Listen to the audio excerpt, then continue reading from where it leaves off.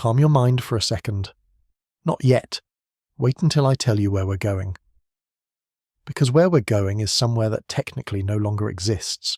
Somewhere that has no roads, no cities, no quiet suburban streets lined with sleeping houses and the faint blue glow of televisions. Somewhere with no language, no clocks, no calendars, no names for anything at all. And yet, and this is the part that gets me every single time I think about it, it will feel strangely, quietly familiar. You're about to stand at the edge of the world before humans. The world as it was before us. A version of Earth so old, so patient, so impossibly ancient that even the rocks we now walk across were not yet born when some of these stories were unfolding. And here is what I want you to do. I want you to breathe in slowly. Let your shoulders drop. Let the weight of today, whatever today was, gently release from you. Because where we're going, there are no deadlines. There is no traffic. There is no noise except the wind, the rain, the ocean pulling at the edges of a continent that doesn't yet have your name for it. You are going to walk through time with me, and somewhere along the way, you're going to feel something unexpected. You're going to feel at home. Let's begin with the water. There is always water at the beginning of things. Picture yourself standing on a shoreline. The sky above you is not quite blue. It's a deeper, heavier colour, something closer to violet at the edges near the horizon, a sort of bruised pink where the sun is beginning to touch the tops of the waves. The sand beneath your feet is dark. Not dark the way storm-wet sand is dark. Dark the way brand new things are dark. A darkness that comes from never having been walked on before. Fine, volcanic, cool beneath your feet.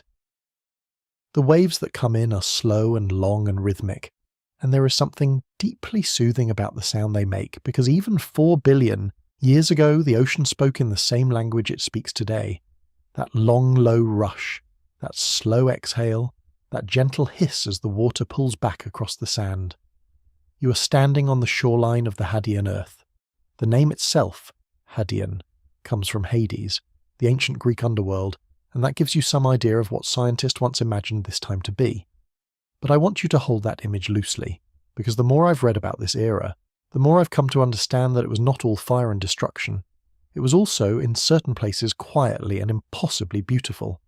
The ocean in front of you is one of the oldest bodies of water that has ever existed on this planet, and it stretches to a horizon that is slightly closer than the one you know, because the Earth was spinning faster then, the day was shorter, and so the curvature of the world was somehow both the same and different. The waves are slightly higher, the tides are more dramatic, the moon is closer to Earth in this time, not dangerously close, but close enough that on a clear night it would fill the sky in a way that would steal your breath and make you feel very, very small. But right now, in this moment, it is early morning, and the world is quiet. There are no birds yet. There will not be birds for an incomprehensibly long time. There are no mammals, no dinosaurs, no fish, no insects. There is in fact no life at all above the waterline of this ocean. Nothing stands on the land behind you. If you turned around, you would see a landscape that looks like the moon. Dark basalt, fractured rock, the occasional slow-moving river of cooling lava in the distance, steam rising in great white plumes where hot rock meets cold water at the coastline. It is the most alien landscape you have ever seen, and yet you are standing on Earth. Your Earth. This planet that you know. This planet that will one day have forests and meadows and the smell of rain on warm pavement. This planet that will one day have music. That will one day have sleeping children and barking dogs and the sound of someone frying onions in the next apartment.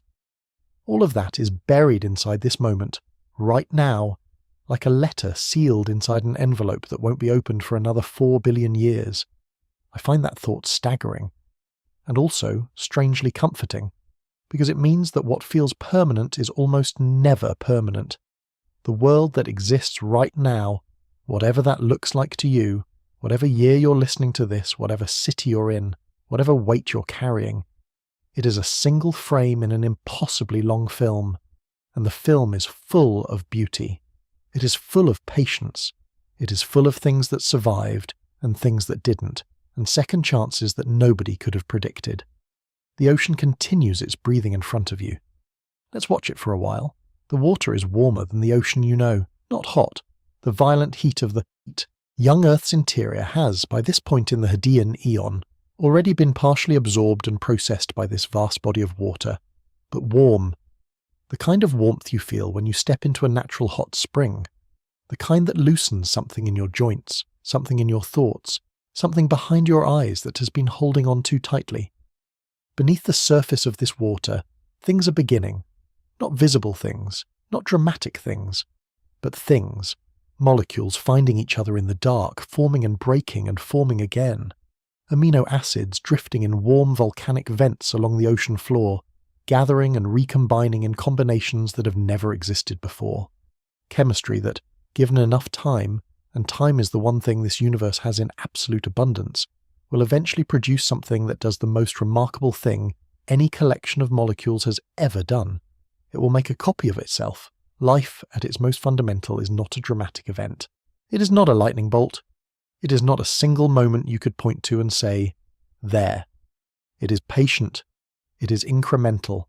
It is the accumulation of uncountable tiny events across uncountable years, each one just barely different from the last, until one day the difference is so large that you have to give it a new name entirely. But that is later.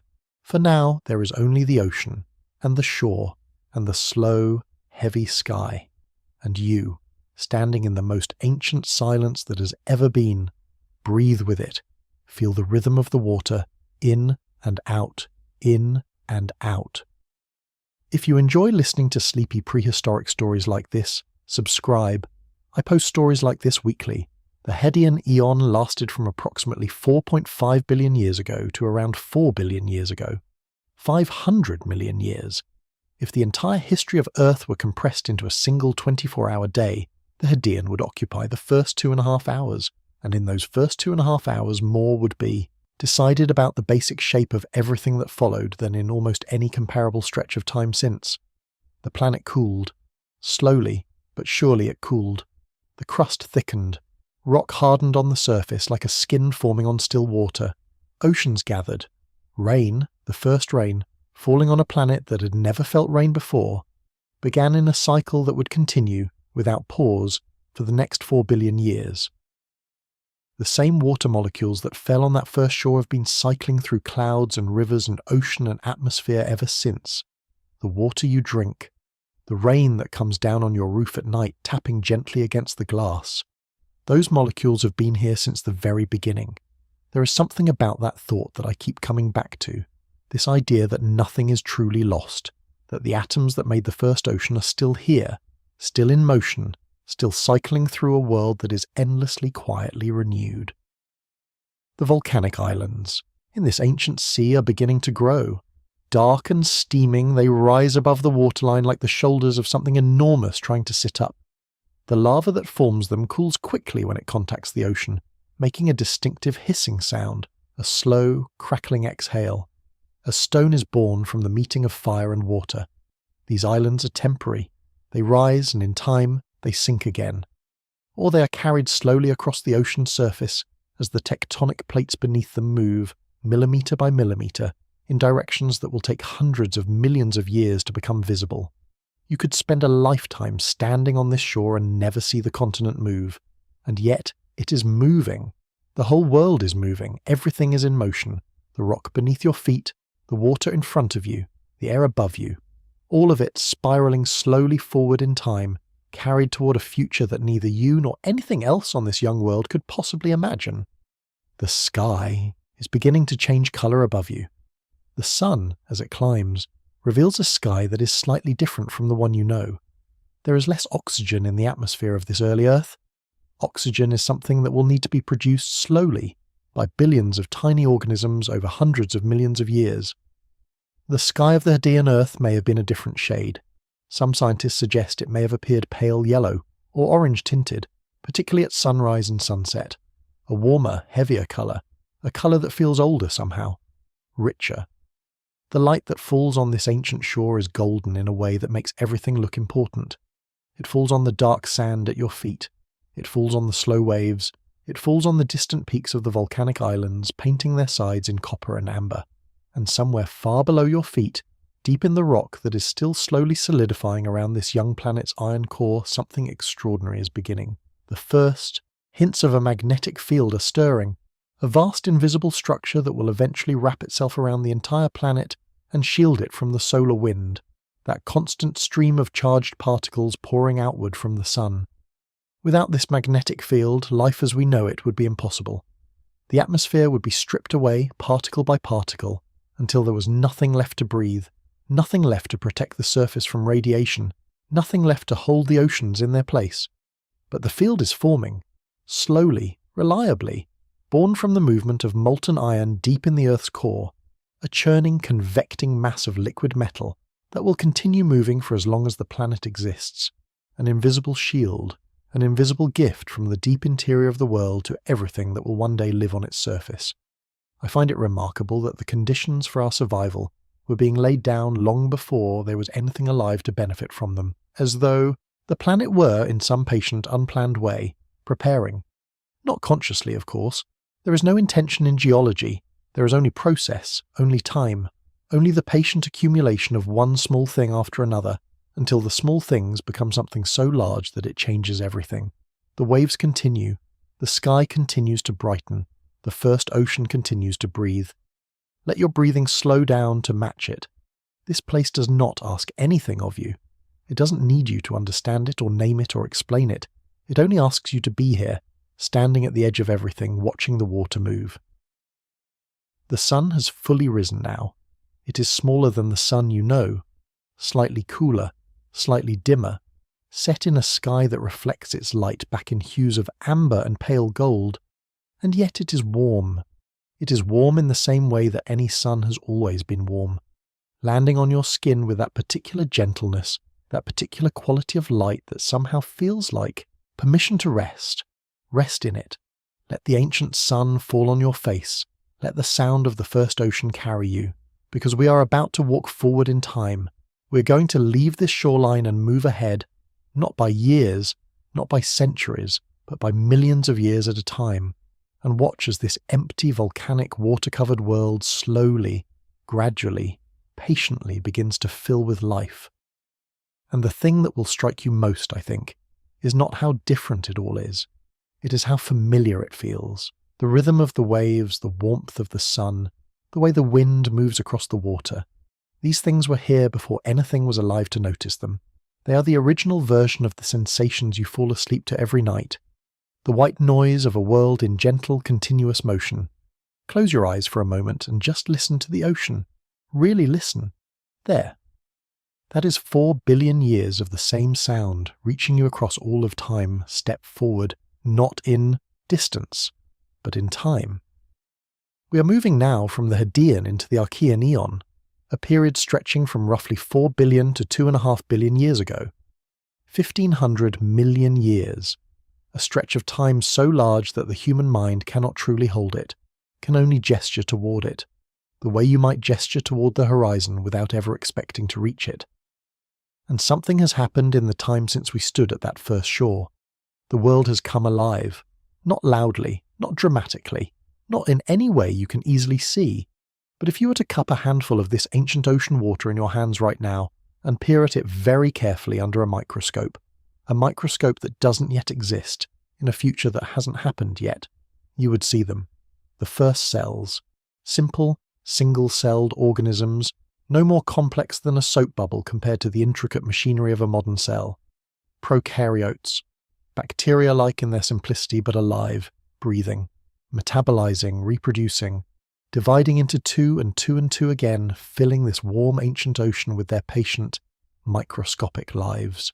They are, in the most literal sense, the ancestors of everything you have ever known.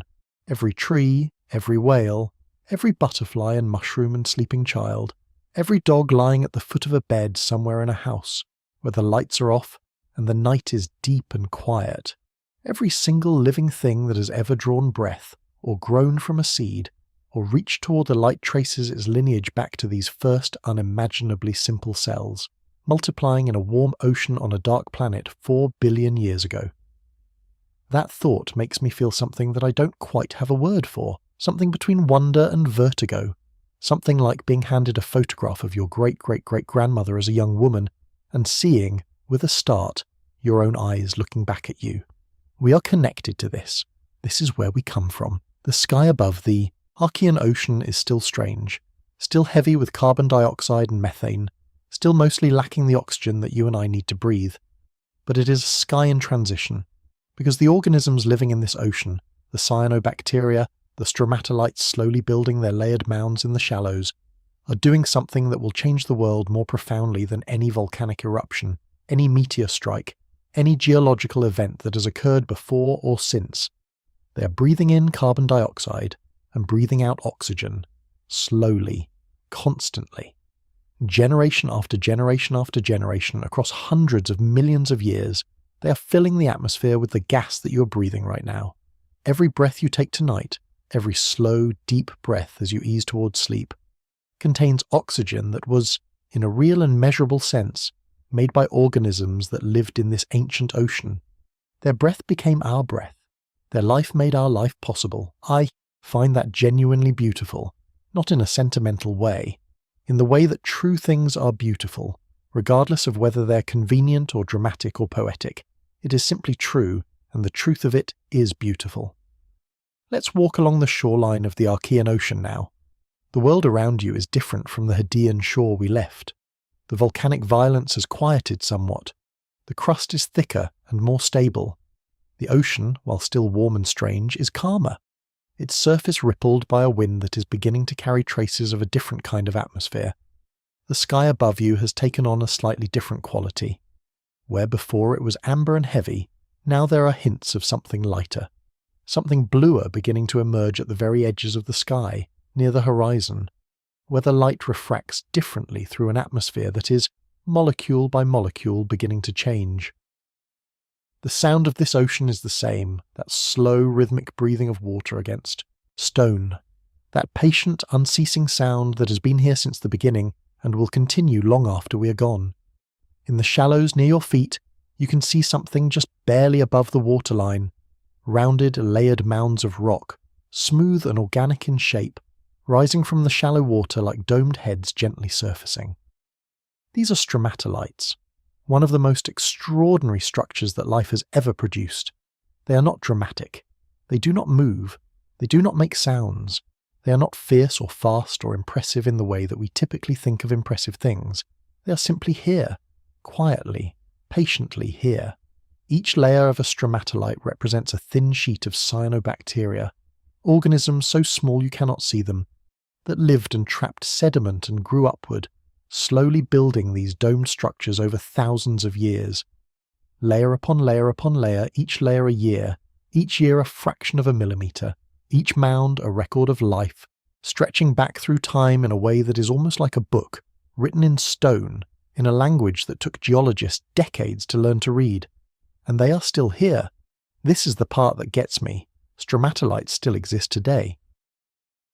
In certain shallow, salty bays, most famously at Shark Bay in Western Australia, you can walk out to the edge of the water and look down and see them, alive, growing, the same basic structure, built by the same basic organisms doing the same basic thing they were doing 3.5 billion years ago.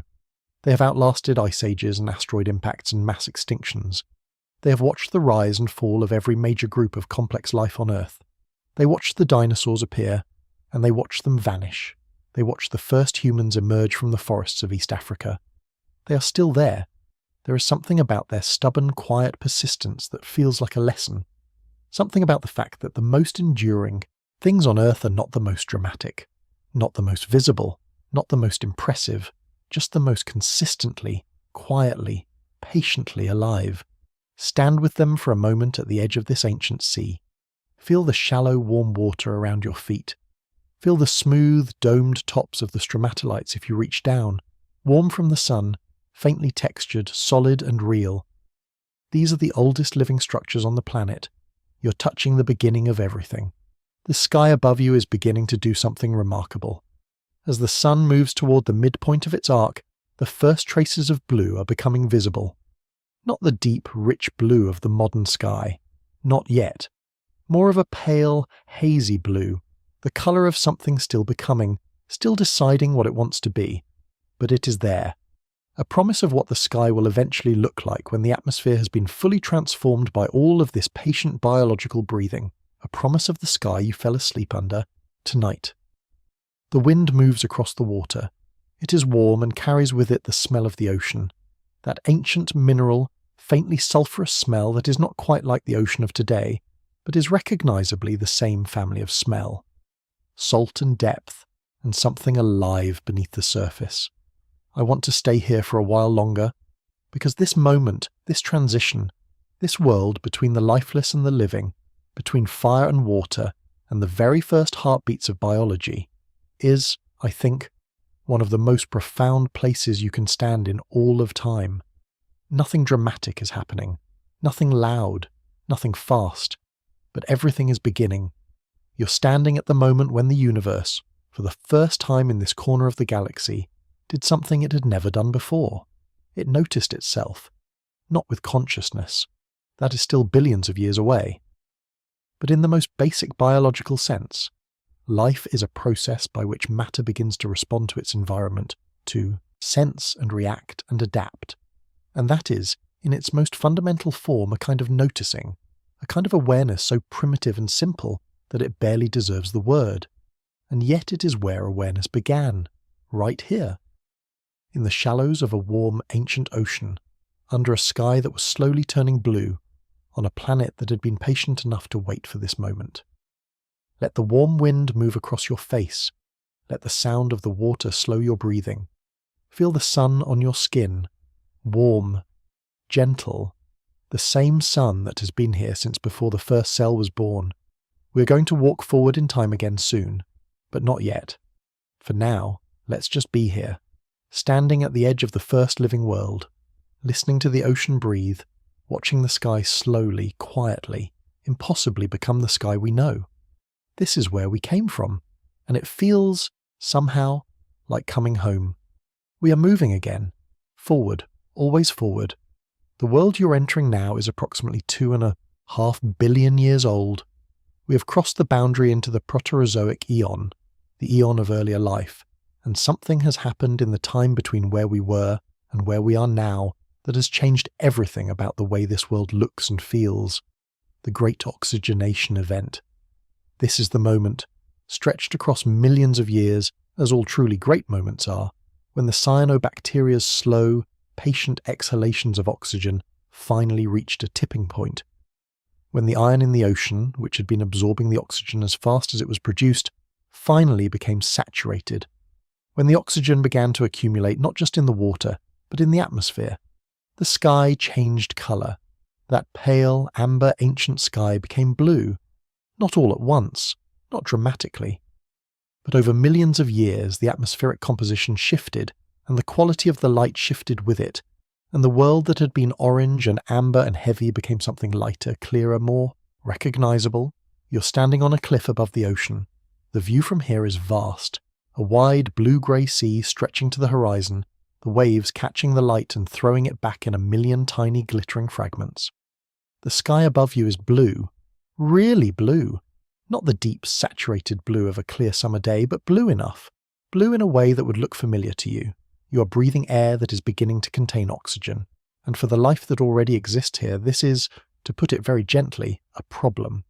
See, the organisms that built this world, the anaerobic bacteria, the early life that evolved in and thrived in an oxygen-free environment, oxygen is toxic to them. It burns through their cell membranes, it disrupts their chemistry. The very gas that your body requires to survive is for them a deadly poison. The Great Oxygenation Event was, in a very real sense, the first mass extinction. The first time that life itself, through its own biological processes, caused the death of the dominant organisms on the planet. And yet this is where I always feel the need to pause and sit with the complexity of it. Because yes, countless species perished. Billions upon billions of individual organisms died in the presence of this new toxic gas. The world they had built over 2 billion years was chemically transformed beneath them. But in the ruins of their world, in the sheltered corners of the ocean floor, and the deep volcanic vents where oxygen couldn't reach, some of them survived, some adapted. And in the newly oxygenated shallows and shorelines, something new was possible, something that had never been possible before. Complex life, multicellular organisms, Life that could use oxygen not as a poison, but as fuel, burning it in tiny cellular engines called mitochondria to release energy in quantities that simple anaerobic life could never achieve. Life that could grow larger. Life that could develop specialized cells, tissues, organs. Life that could, given enough time, develop a nervous system, a brain, eyes, hands, a voice. The oxygen that killed the old world built the new one. That theme will appear again and again as we walk through this story. The ending and the beginning happening at the same moment. The loss and the possibility being the same event, seen from different angles. I find that true of many things. Not just in geology, not just in evolution. But let's stay in the story. You're standing on the cliff, breathing this newer, cleaner, oxygen-rich air, and the view below you is extraordinary. The ocean in this Proterozoic world is beginning to change its chemistry. The iron-rich rust-red colour of the ancient seas is fading, replaced by clearer, bluer water as the iron is deposited on the ocean floor in great bands. The banded iron formations that geologists will one day find and read like pages from this chapter of Earth's history. The world feels larger than it did before, cleaner, more open. The sky above you is a revelation. Just that clear, wide, blue sky, arching overhead from horizon to horizon, the sun moving across it in its steady, unhurried arc. A sky that is, for the first time in this planet's history, recognizably the sky you know. There are clouds today, white and slow, drifting in from the west, building in the afternoon heat into tall, rounded towers that catch the light on their upper surfaces and trail shadow across the water below. They are the same clouds you have always known, cumulus clouds, built by the same physics, shaped by the same winds, part of the same water cycle that has been running without interruption since the first ocean formed. The same clouds, 4 billion years old, and the same clouds. A wind comes off the ocean and moves up the face of the cliff, warm and salt-carrying, and it runs its fingers through the... Well, there is no grass yet. There are no trees. The land behind you is still bare rock, still without plants, still a landscape of stone and dust, and in the low places between the hills, the slow movement of shallow braided rivers carrying sediment down toward the sea. But the wind is the same wind. That sensation, the feeling of a warm ocean wind on your face, the smell of salt and water carried on it, the way it moves against you like something gentle and alive. That sensation was here long before there was anything to feel it. Long before there were nervous systems to register warmth, long before there were brains to interpret the smell of salt and file it away as something comforting. Long before any creature on this earth had learned to stand at the top of a cliff and feel the wind and simply be grateful for it. The wind was here. It was always here, waiting in its patient, unconscious way for something to arrive that could appreciate it. Let it move across you now. Let the ancient wind carry you. The Proterozoic eon is, in many ways, the longest, quiet period in Earth's history. It stretches from 2.5 billion years ago to approximately 540 million years ago, nearly 2 billion years.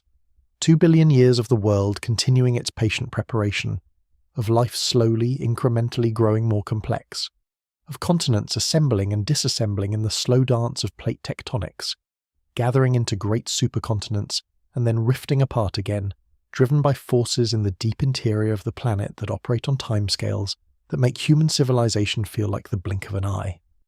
The greatest of these early supercontinents was called Rodinia, and it assembled somewhere around 1 billion years ago. If you could have seen it from above, from space, looking down at this ancient world, you would have seen a vast, largely barren landmass near the center of a global ocean, its surface red-brown and grey, crossed by river systems carrying the products of erosion down toward its coastlines. No green, no forest, just stone and water and sky.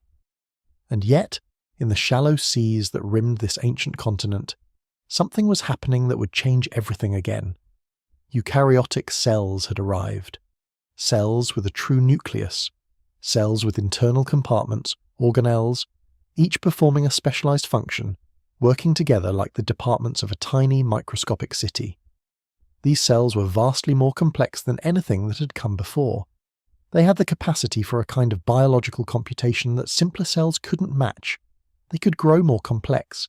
They could specialize. They could eventually come together with other cells and form the beginnings of something larger.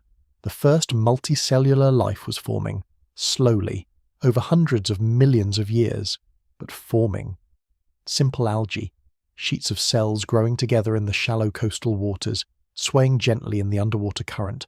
Early fungi-like organisms beginning to creep across the surfaces of rocks. The first hints of animals, tiny, soft-bodied, barely distinguishable from the chemical soup around them, beginning to appear in the fossil record. Life was figuring itself out, and the world around it was waiting patiently, as worlds do. Let's stay on this cliff for a little while longer. Watch the clouds build over the ocean. Watch the shadow of the late afternoon sun travel slowly across the water, turning it from blue to grey-green to a deep, dark teal in the places where the water is deepest. Watch the waves at the base of the cliff, the slow, steady repetition of them, each one a little different from the last, each one shaped by forces that began far out to sea and travelled for hundreds of miles before ending here in a crash of white foam against the ancient stone. The world is breathing. It has always been breathing. And you can breathe with it. Let your thoughts slow down. Let the images of the day, whatever images are still moving, through your mind, whatever unfinished business is still circling, let them drift out to sea with the tide. They will still be there in the morning. They will be there waiting for you, just where you left them. But right now, there is only this ancient cliff, this ancient ocean, this ancient sky, this world before us, patient and enormous, going about its business of becoming. The world is about to change again. This change is one of the most dramatic things that has ever happened to this planet, and it happened not once but possibly twice, maybe even 3 times. And the remarkable thing about it is that even in the middle of the most extreme change imaginable, even at the very edge of a scenario that could have ended the story of life on Earth entirely, the story continued. Because of course it did. Let's walk forward in time. We're approaching approximately 700 million years ago. The Preterizoic continues, but we're in a chapter of it that carries a name that sounds like the title of a nightmare. Snowball Earth. You're standing on a continent. The air around you is very still, very cold. Breathe in, and you feel it immediately, that clean, cutting cold that goes straight to the back of your throat. The sky above is pale and white, the sun a distant, weak disk behind a high, thin layer of cloud that covers everything from horizon to horizon. The light is flat. It turns the landscape into shades of blue and white and grey, drains it of warmth and colour. Because the world right now is frozen, not just here, not just in the polar regions, everywhere. The entire surface of the Earth, the land, the oceans, from equator to pole, is covered in ice. A global glaciation so complete, so total, so absolute, that the Earth viewed from space would have looked like a great white marble. A frozen pearl floating in the dark, no blue oceans visible, no brown continents, nothing but white and the faint shadows of mountain ranges, pressing up through the ice. Scientists call this the Snowball Earth hypothesis, and while the complete details are still debated, was it truly global? Were there any ice-free regions near the equator, thin belts of open water where life could have taken shelter? What is clear is that the Earth experienced at least 2 major global glaciations during this period, each lasting millions of years, each encasing the planet in ice to a degree that has never been matched before or since. And I want you to hold that in your mind as you stand here. Millions of years of winter. Think about a winter that lasts millions of years. Think about ice that stretches without interruption across every ocean, every continent, every coastline. Think about a world in which the sun rises every morning on a surface that simply reflects it back, in which the very mechanism that might warm the planet is defeated by the white reflective surface of global ice, which bounces the heat away and maintains the cold, a feedback loop, an ice trap, and yet the story continues. Beneath the ice, deep under the frozen ocean surface, in the thermal vents and warm spots created by the Earth's still active geological engine, life persisted. The ocean didn't freeze all the way to the bottom. The heat from the planet's interior kept pockets of liquid water alive. And in those pockets, The organisms that had been building complexity for the past 2 billion years continued to do what life does when the world seems to have run out of room for it. They survived. They adapted. They waited. There is something about this image that I find profoundly moving. Something about the picture of the entire living world, every organism, every simple colonial creature, every drifting piece of algae, huddled in the last warm pockets of a frozen ocean, waiting for the cold to relent. You and I would not have been there, obviously. We didn't exist yet, but the lineage that leads to us was there. Some of our deepest ancestors were among those survivors, clinging to warmth in the dark beneath the ice.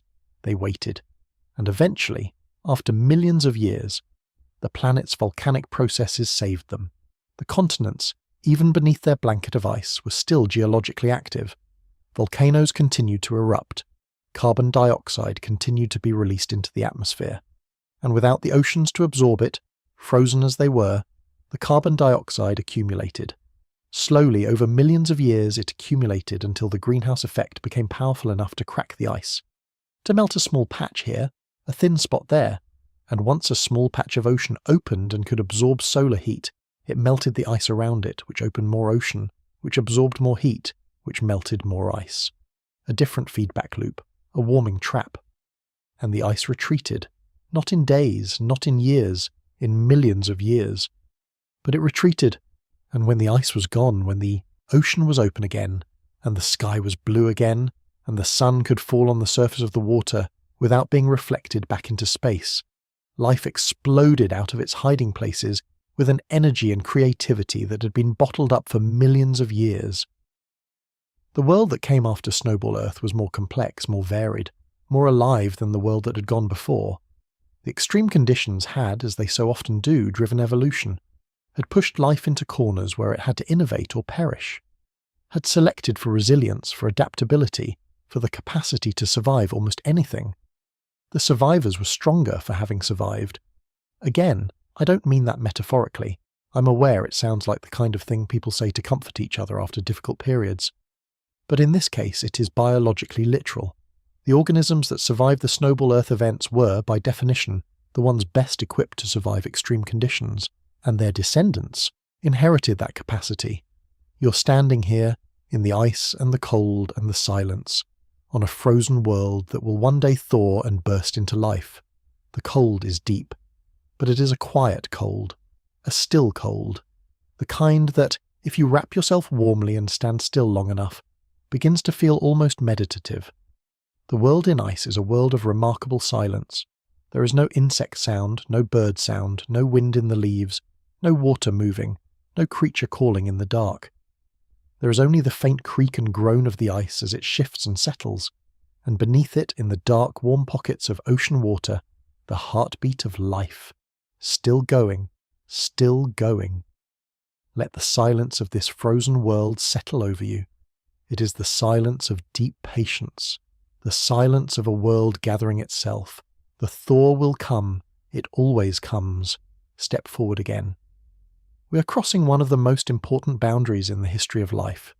We are moving from the Proterozoic into the Paleozoic era, into the Cambrian period, which begins approximately 540 million years ago.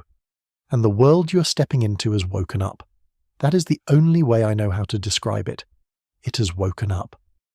After billions of years of slow, quiet, microscopic life, after the algae and the bacteria and the simple colonial organisms and the soft-bodied creatures of the late Proterozoic, the world, in what is geologically an eye blink, exploded with complexity.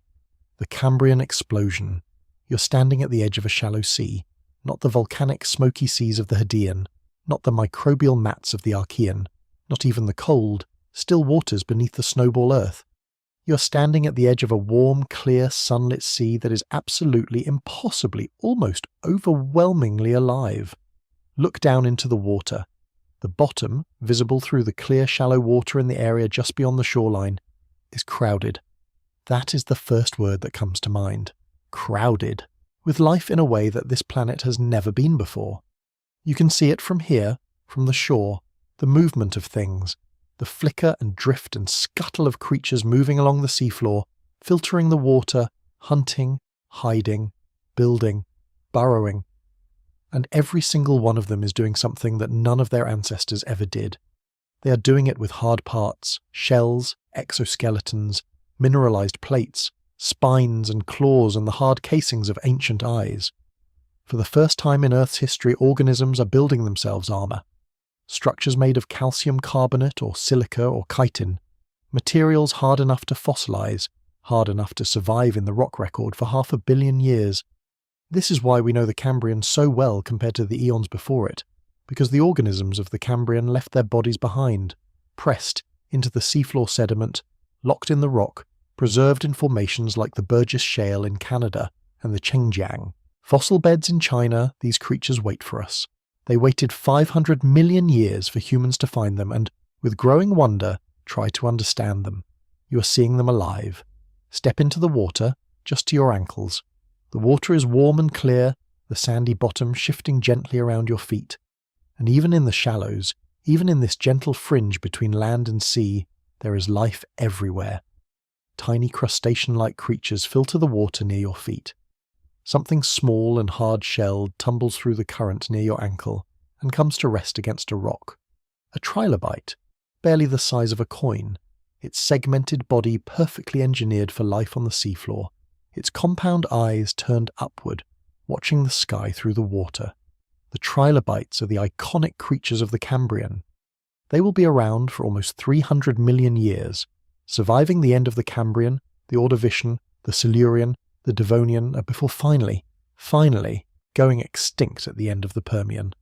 They are one of evolution's great success stories, and standing here, looking down at this tiny one near your foot, it is easy to see why.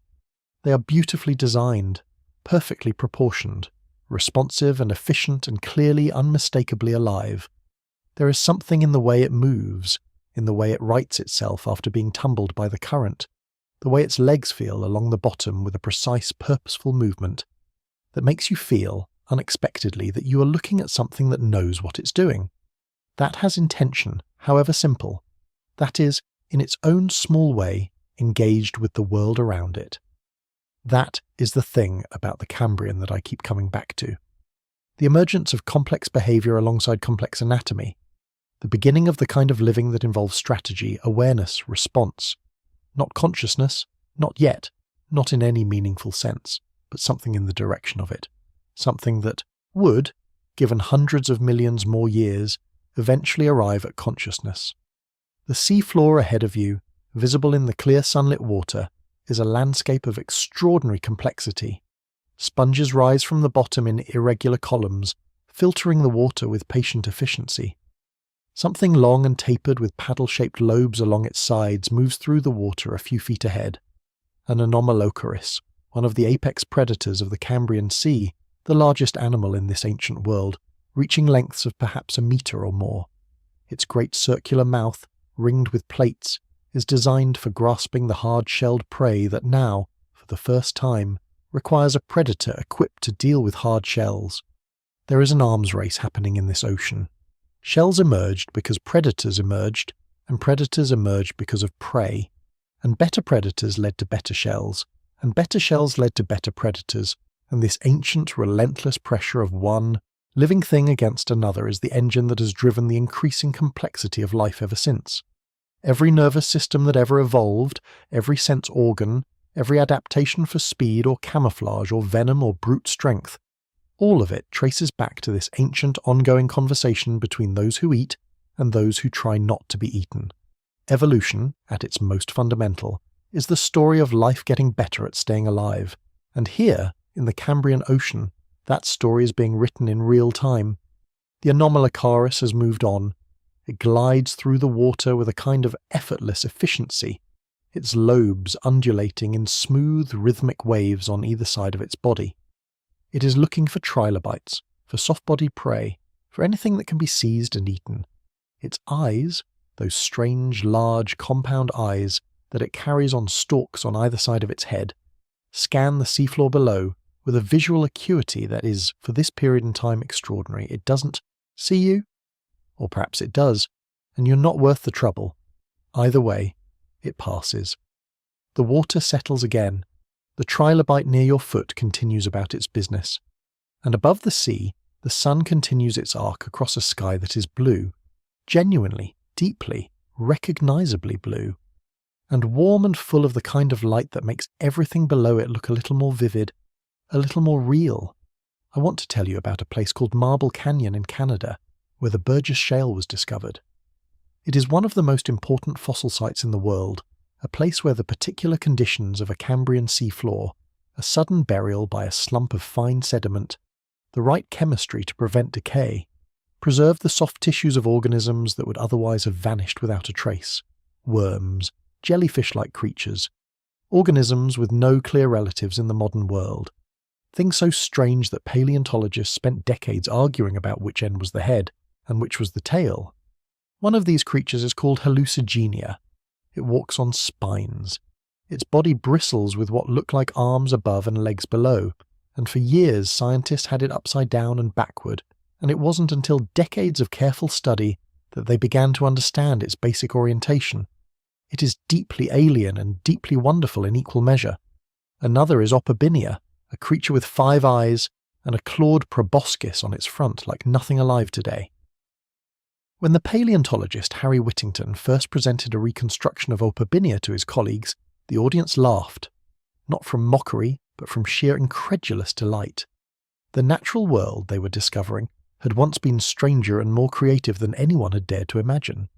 The Cambrian was, in a sense, evolution running experiments, trying every possible body plan, every possible approach to the problem of being a multicellular organism, testing out combinations of features that had never existed before and would never exist again.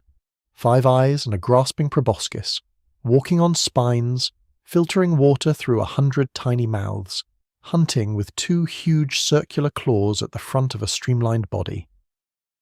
Most of these experiments ended. Most of the Cambrian body plans were evolutionary dead ends. Fascinating, successful for a time, and then gone, leaving no descendants in the modern world. Only a few of the lineages that began in the Cambrian would survive to the present, and those few are the ancestors of every animal alive today, including you. Somewhere in this Cambrian ocean, swimming through the warm sunlit water, or pressing itself into the sediment of the seafloor, is a small, simple creature, barely a centimetre long, soft-bodied, with a primitive notochord that is the forerunner of a vertebral column, that represents the beginning of your lineage. It is not impressive. It is not fast or strong or armoured. In this ocean full of predators and prey and strange experimental forms, it is easy to miss, easy to overlook, but it is your ancestor, and it is alive right now in this warm Cambrian sea, going about its small and vital business. Find some comfort in that, in the idea that your beginning was this small and this unremarkable and this resilient, that the line that leads to you has been surviving, against the odds, for 540 million years, that your existence, against all statistical probability, was somehow always in the cards. The afternoon is waning now over the Cambrian Ocean. The light on the water is taking on that warm, golden quality that it gets in late afternoon, the quality that makes everything look like it's being illuminated from within. The waves at the shore are slow and gentle, the shallows around you are alive with movement, and somewhere in the deep water beyond the reef, the Anomalocaris is hunting in the fading light, and the trilobite at your feet is still going about its business, and the world is still turning, still breathing, still alive. A kind reminder to not forget to subscribe to keep the channel alive. Let's move forward. We are leaving the Cambrian behind and moving into the Ordovician period, approximately 485 million years ago, and then, fairly quickly in geological terms, onward into the Silurian, which begins around 443 million years ago. These are periods of the Paleozoic that don't always get the attention they deserve. They don't have the famous dinosaurs of the Mesozoic, or the dramatic extinctions of the Permian. They don't have the ancient alien strangeness of the Cambrian, but they have something quieter and I think more profound. They have the moment when life first set foot on land. I want you to walk with me along a shoreline that is different from any we've visited before. We're on the edge of a continent, the ancient supercontinent Gondwana, which encompasses what will one day become South America, Africa, Antarctica, Australia, and the Indian subcontinent. The ocean behind us is alive in ways we recognise now. Trilobites, nautiloids, primitive fish moving through the water, sea scorpions as large as a person patrolling the deeper zones. But ahead of us, on the land, something is happening that has never happened before. There is green, just barely, just a hint of it, at the edge of the water, where the land is damp and the spray from the waves keeps the rock perpetually moist. A thin, almost imperceptible wash of green where the first land plants, simple liverworts and mosses, structures barely more complex than the algae from which they came, have claimed a narrow strip of the terrestrial world. Stand at the edge of this green and look at it carefully. It is not dramatic. It does not move, except when the wind catches it, and it bends with a slight whispery sound. It is not colourful in the way that forests and meadows are colourful. It is the colour of shallow water reflecting a cloudy sky. Muted, soft, grey-green. But it is on land. For the first time in this planet's history, photosynthesizing life has colonised the terrestrial surface, has moved out of the water, adapted to the challenges of living in open air, the drying effects of wind, the need to support its own weight without the buoyancy of water, the need to transport water from the substrate to its photosynthetic surfaces without the passive movement of ocean currents, and is growing on rock, in air. This is, in ways that are not immediately obvious, one of the most important things that has ever happened. Because land plants are not just organisms occupying a new ecological niche. They are engineers. They are terraformers. As they grow and die and decompose, they are creating soil. The first true soil this planet has ever had. They are binding rock with their roots, slowing erosion, creating the chemical and physical conditions that will allow plants to grow larger, to spread further, to build the forests that will eventually transform the entire carbon cycle of the planet. The greening of the land is a process that will take tens of millions of years, but it begins here, with this thin, quiet, barely visible moss at the water's edge. I find it beautiful in a specific way. The beauty of underestimated beginnings. The beauty of things that start so small you can barely see them and end up changing everything. Move forward in time to the Silurian now. The coastline has changed. The moss has spread. What was a narrow fringe of green is now something more substantial. Cushions of bryophytes covering the rocky outcrops above the tide line. Early vascular plants like Cooksonia beginning to appear. Stubby and simple but structurally revolutionary, carrying water through internal tubes that allow them to stand upright and grow taller than anything that came before them. These are the first plants with vascular systems, the ancestors of every fern, every flower, every tree that has ever grown on this planet. Their internal plumbing, xylem carrying water upward, phloem carrying sugars downward, is a biological innovation so effective that it has been refined and elaborated but never fundamentally replaced in the 500 million years since. The wind moves through this early coastal garden, if you can call it that, this low, damp, muted green carpet of early life, and makes a sound. Just the faintest sound. Not quite a rustle, not quite a whisper. Something in between. The first sound that wind has ever made moving through plants on land. Think about that. Somewhere in the Silurian, there was a moment, a specific, unrepeatable moment, when wind moved through terrestrial vegetation and made a sound for the very first time. Before that moment, the only sounds on land were geological. The crack of rock, the hiss of wind against bare stone, the crash of waves, the occasional rumble of a distant eruption. All of them sounds of physics and chemistry. But that sound, wind through leaves, wind through the stems of early plants, that was biological. That was the land learning to sing. And meanwhile, in the water just offshore, something else is approaching that transition. The water just beyond the shoreline, in the shallow tidal pools and the weedy shallows, is home to organisms that are beginning to test the boundary between water and land. There are creatures in those tidal pools, early arthropods, ancestors of the centipedes and millipedes, that have already made the crossing. They have left the water entirely. Their bodies, adapted from aquatic ancestors, have been modified for life in air, their respiratory structures hardened and simplified into trachea, their legs adapted for bearing weight against gravity rather than paddling through water. They are the first animals on land. They are small. They are many-legged. They are hunting the decomposing organic material at the bases of the early plants, finding nourishment in the detritus of the new terrestrial ecosystem. Bend down and look at one. A small millipede-like creature moving through a patch of damp moss at the water's edge. Its many legs carry it with a smooth, wave-like motion, each leg lifting and placing in perfect rolling coordination. It is unhurried. It moves through its world with a kind of calm efficiency that I find, for reasons I can't entirely explain, soothing to watch. It has no interest in you. You are too large, too strange, too out of place in its careful, small-scale world. It simply moves around you, following whatever chemical signals its antennae are processing, going about its business of being alive. The late Silurian afternoon is warm and golden around you. The sea behind you is quiet. The plants at your feet are still and green.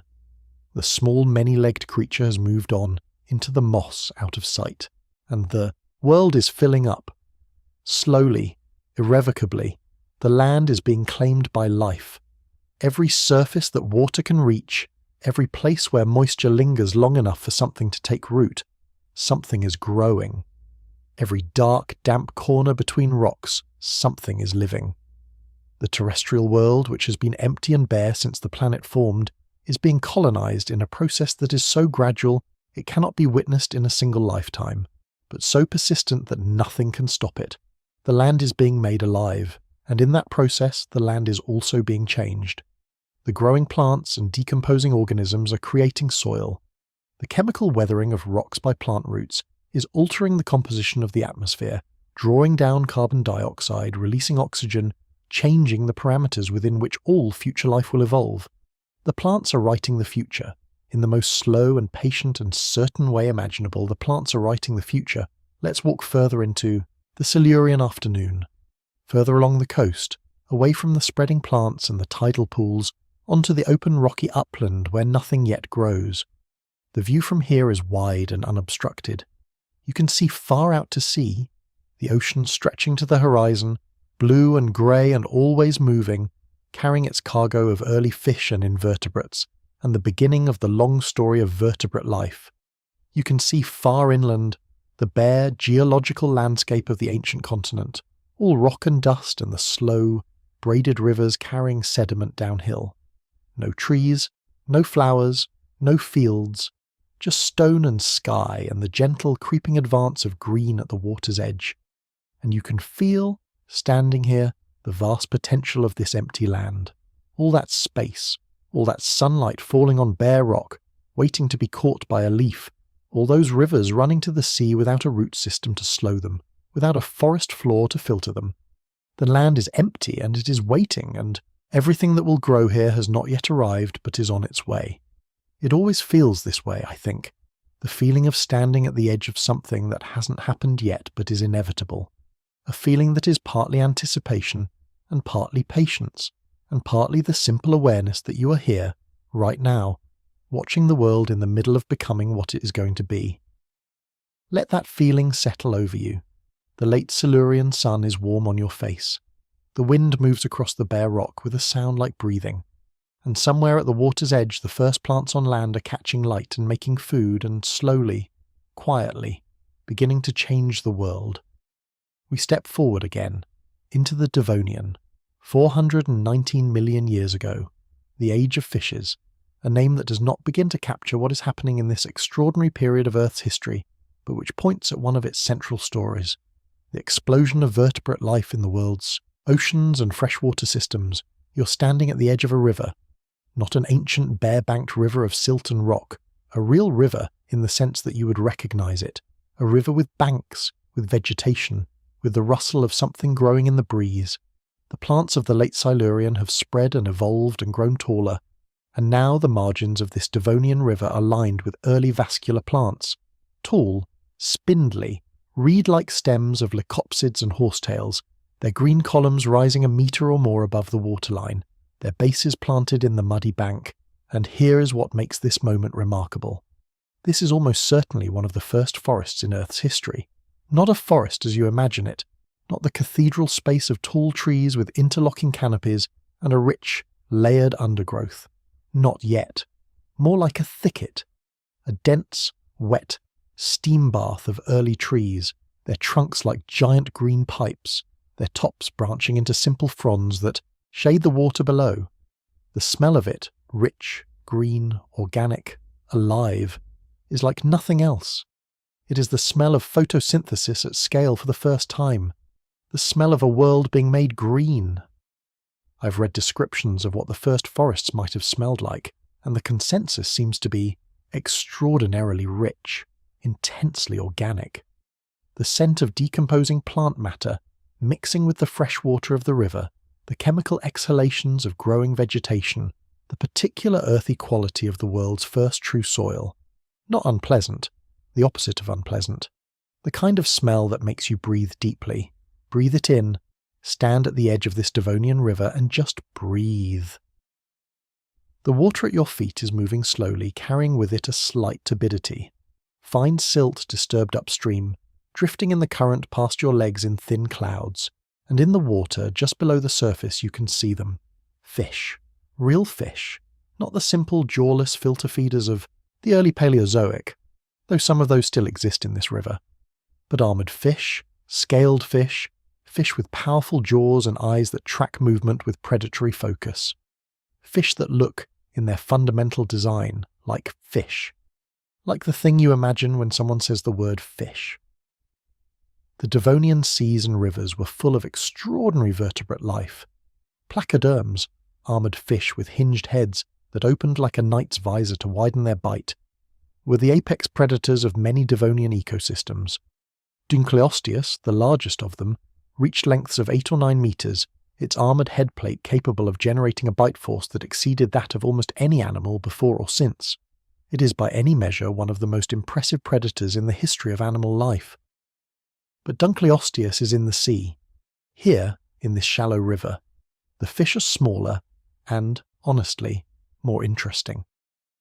Look carefully at the muddy bank near the water's edge, in the tangle of early plant roots and soft river mud. Where the water is barely deep enough to cover a fin, something is moving. Something that is moving not quite like a fish swims, not with the smooth, undulating rhythm of an aquatic animal, but with something that has more of a lurching, pushing quality to it. A lobe-finned fish. It is perhaps 40 centimetres long, its body deep and muscular, its paired fins arranged not like typical fish fins, but like stubby, fleshy paddles that it is using, right now, in front of you, to push itself along the shallow bottom, to lift its front end slightly out of the water, to look around. You're watching evolution in the middle of happening. The lobe-finned fish are the ancestors of all land vertebrates. Their fleshy, muscular fins are the proto-limbs from which legs evolved. The internal anatomy that allows them to breathe air, not exclusively but partially, as a backup for the oxygen their gills can't always supply in the warm, stagnant backwaters where they often live, is the ancestral structure from which lungs evolved. This fish that is pushing itself through the mud at the river's edge, not quite in the water and not quite on land, exploring the boundary between the two worlds with a kind of blunt, exploratory curiosity. This fish is our ancestor. It doesn't know this, obviously. It has no plans. It has no ambitions. It is simply following food or escaping predation, or moving from one pool to another as the river's edge shifts with the season. It is doing what every organism does, trying to stay alive in the particular circumstances it finds itself in. But in trying to stay alive in the particular circumstances it finds itself in, a fish in a shallow, oxygen-poor, plant-crowded Devonian river, it is slowly, across millions of generations, developing the body plan that will eventually produce every amphibian, every reptile, every mammal, every bird, every human being who has ever walked upright on this planet. It is pushing itself through the mud and changing the world. Watch it for a moment. Watch the deliberate, effortful way it moves through the shallows, its lobe fins gripping the soft bottom, its head lifted slightly, its eyes processing the strange half-lit world of the river margin. It is present in a way that I find oddly touching, fully committed to this moment, this mud, this shaft of late afternoon Devonian light filtering down through the fronds of the early forest above. The forest is moving in the breeze. Those early Devonian trees, Archaeopteris, the first true trees with wood and leaves, the first to cast real shade, are swaying very slightly in the warm afternoon wind, and the dappled light shifts across the surface of the river in patterns that are exactly like the patterns of light on any forested river on Earth today. The same light. The same forest-filtered, water-scattered quality of it. the shadows of leaves falling on water, this, of all the things we've seen on this journey through time, might be the image that stays with me longest, because it is so ordinary, so recognizable, a forest river in the afternoon, the light coming through the trees, the water moving slowly past, and yet we are 420 million years in the past. The ordinariness of it, the profound, aching, beautiful ordinariness of afternoon light on a forest river, is something that goes all the way back. It is not a human invention. It is not even a vertebrate invention. It was here before our lineage had fully committed to living on land. It was part of the world before the world knew we were coming, and here it still is. Here it still is tonight, somewhere on Earth, wherever you are listening to this. Somewhere a river is moving through a forest in the afternoon light. The same patterns, the same quality of shadow and shine, inherited from 400 million years of rivers and trees and sunlight doing their patient, unconscious thing.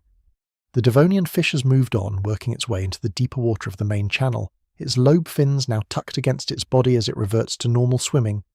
The surface of the water closes over it. The forest is very still. The afternoon deepens. Somewhere in the branches of an early tree, not high up because these early trees don't yet have the kind of complex branch structure that would allow a flying creature to move through them, but somewhere in the fronds near the top of a tall lycopsid, something is climbing. An arthropod, maybe. Something small and many-legged, following the stems upward, exploring the new vertical dimension that the earliest forests have created. The world is filling up layer by layer, dimension by dimension. First the ocean floor, then the open water, then the shoreline, then the river margins. Now the trees themselves, layer by layer, being colonized by life moving upward toward the light. Everything reaching, upward. Everything reaching toward the light. Let that image settle over you as the Devonian afternoon fades. The forest by the river in the late Devonian. The water moving slowly past. The early fish in the shallows, pushing themselves toward the land that will one day be theirs. The world in the patient, magnificent act of becoming. Come with me into the forest. We are stepping forward into the Carboniferous period, 360 to 299 million years ago. The name itself tells you something essential. Carbo, Latin for coal. The Carboniferous is where coal comes from. The coal that powered the Industrial Revolution. The coal that is burning right now in power plants around the world. The coal that we dig from the earth and burn is, in a very literal sense, the compressed, fossilized remains of the forests we are about to walk through. There is something in that thought that I find both extraordinary and worth sitting with quietly, that the light in your room tonight, if any light is still on, or was recently on, may have come partly from energy that was first captured by a plant in a forest that no longer exists, pressed into the earth for 300 million years, and then dug up and burned. The sunlight that fell on a Carboniferous tree absorbed by its leaves, converted to sugar and cellulose and wood, compressed over unimaginable time into carbon. That energy has been waiting all this time to be released again. This is where it came from. Step into the forest. The first thing you notice is the scale of it. The scale is overwhelming in a way that I don't think any description fully prepares you for. The trees of the Carboniferous are not like the early Devonian trees we just left. They are enormous. They are the great cathedrals of the ancient world. Lepidodendron, scale trees, rise around you to heights of 30, 40, 50 meters, their trunks 3 meters across at the base, their bark patterned with diamond-shaped leaf scars arranged in perfect diagonal rows that give them a strangely geometric, almost architectural quality. They rise and rise and rise, and their crowns, spreading far above you in the permanent green twilight of the forest, form a canopy through which shafts of sunlight fall in long, dust-filled columns to the dark, wet, spongy floor below. Sigillaria, another genus of tree-sized lycopsid, stands beside them, equally tall, its trunk marked with vertical ridges and rows of elongated scars. Calamites, giant horsetails, their bamboo-like stems jointed and hollow, press in around the margins of the pools and along the river channels, creating dense stands of green and grey. And the ferns, everywhere, the ferns. Tree ferns with their feathery fronds arching outward from a central trunk, filling the middle layer of the forest in great masses of green. Ground ferns carpeting every surface that receives enough filtered light. Climbing. Ferns ascending the trunks of the great lycopsids. Ferns in every form and size and shade of green, from pale yellow-green where the light barely reaches to a deep, saturated emerald in the places where sunlight finds them directly. The air in this forest is extraordinary. The oxygen content of the Carboniferous atmosphere was higher than it is today, perhaps as high as 35%, compared to the 21% you breathe right now.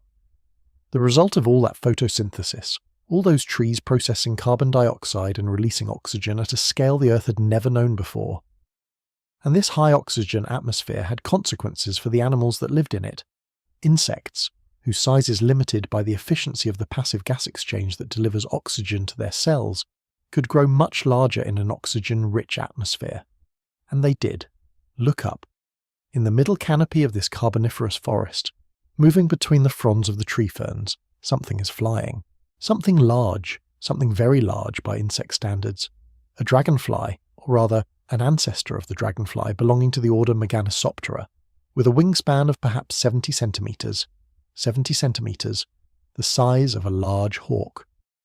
Moving through the forest with the same darting, hovering, sudden change of direction flight that modern dragonflies use, but at a scale that makes you think twice about what you're looking at.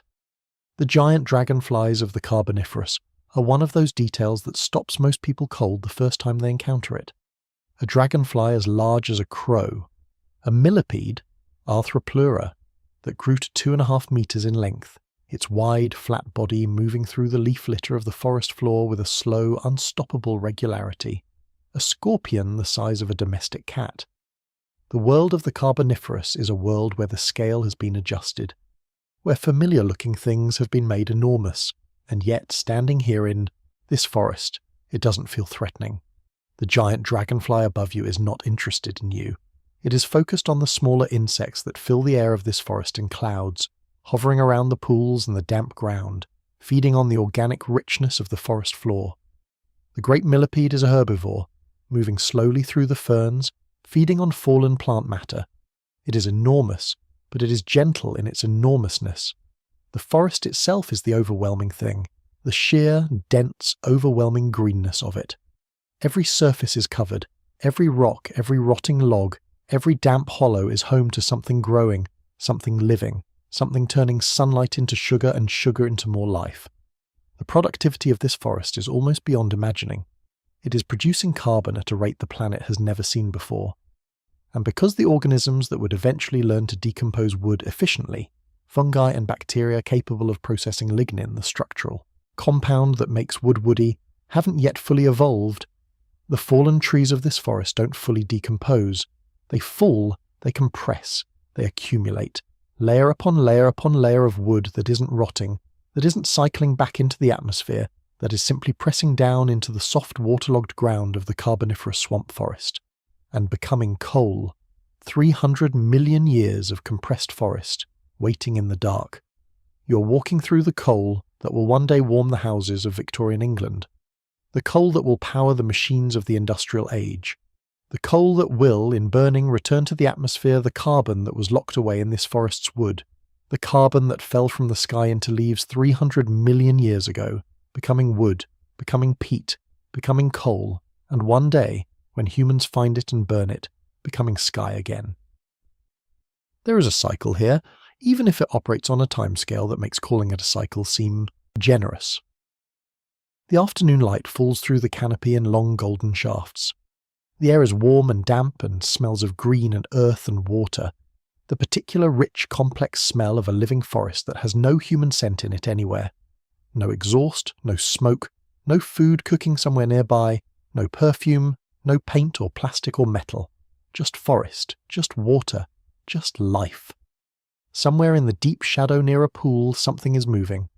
A low, heavy shape moving with a slow, deliberate reptile-like gait through the ferns at the water's edge. An early amphibian, something like a giant salamander, perhaps a metre or more in length, its broad flat head carrying those ancient, patient eyes that all amphibians seem to carry, its 4 stout legs placing themselves carefully on the spongy forest floor. Its lineage goes back to those lobe-finned fish we watched in the Devonian River. This creature is its descendant, one of the first vertebrates to fully commit to life on land, and it is here, in this vast green forest, moving through the fern shadows, going about its slow and careful life. It pauses at the edge of the pool. It turns one eye toward you, dark, flat, ancient. Then it slides into the water without a sound, disappearing into the reflected forest below. The pool closes over it. The forest breathes. I want you to find a comfortable place to sit in this forest. Find a spot on a fallen log, smooth and covered with the first velvety mosses, where the light falls through the canopy in a warm golden shifting column, where the sound of water is just audible from somewhere nearby, a slow drip and trickle into a pool, where the giant dragonflies move in their distant aerial hunting above you, and the ferns sway very slightly in the slow warm air. Sit here for a moment. Let the forest surround you. This is the oldest forest that has ever existed in anything like the form you would recognize as forest. And it is extraordinary. It is overwhelming in its richness, its complexity, its life. Everything here has been working toward this moment for 4 billion years. Every organism, every adaptation, every evolutionary innovation, from the first cell in the Archean Ocean to the first plant on land, from the first lobe-finned fish to the first amphibian, has been part of the long road that leads to this cathedral of green and shadow and ancient patient life.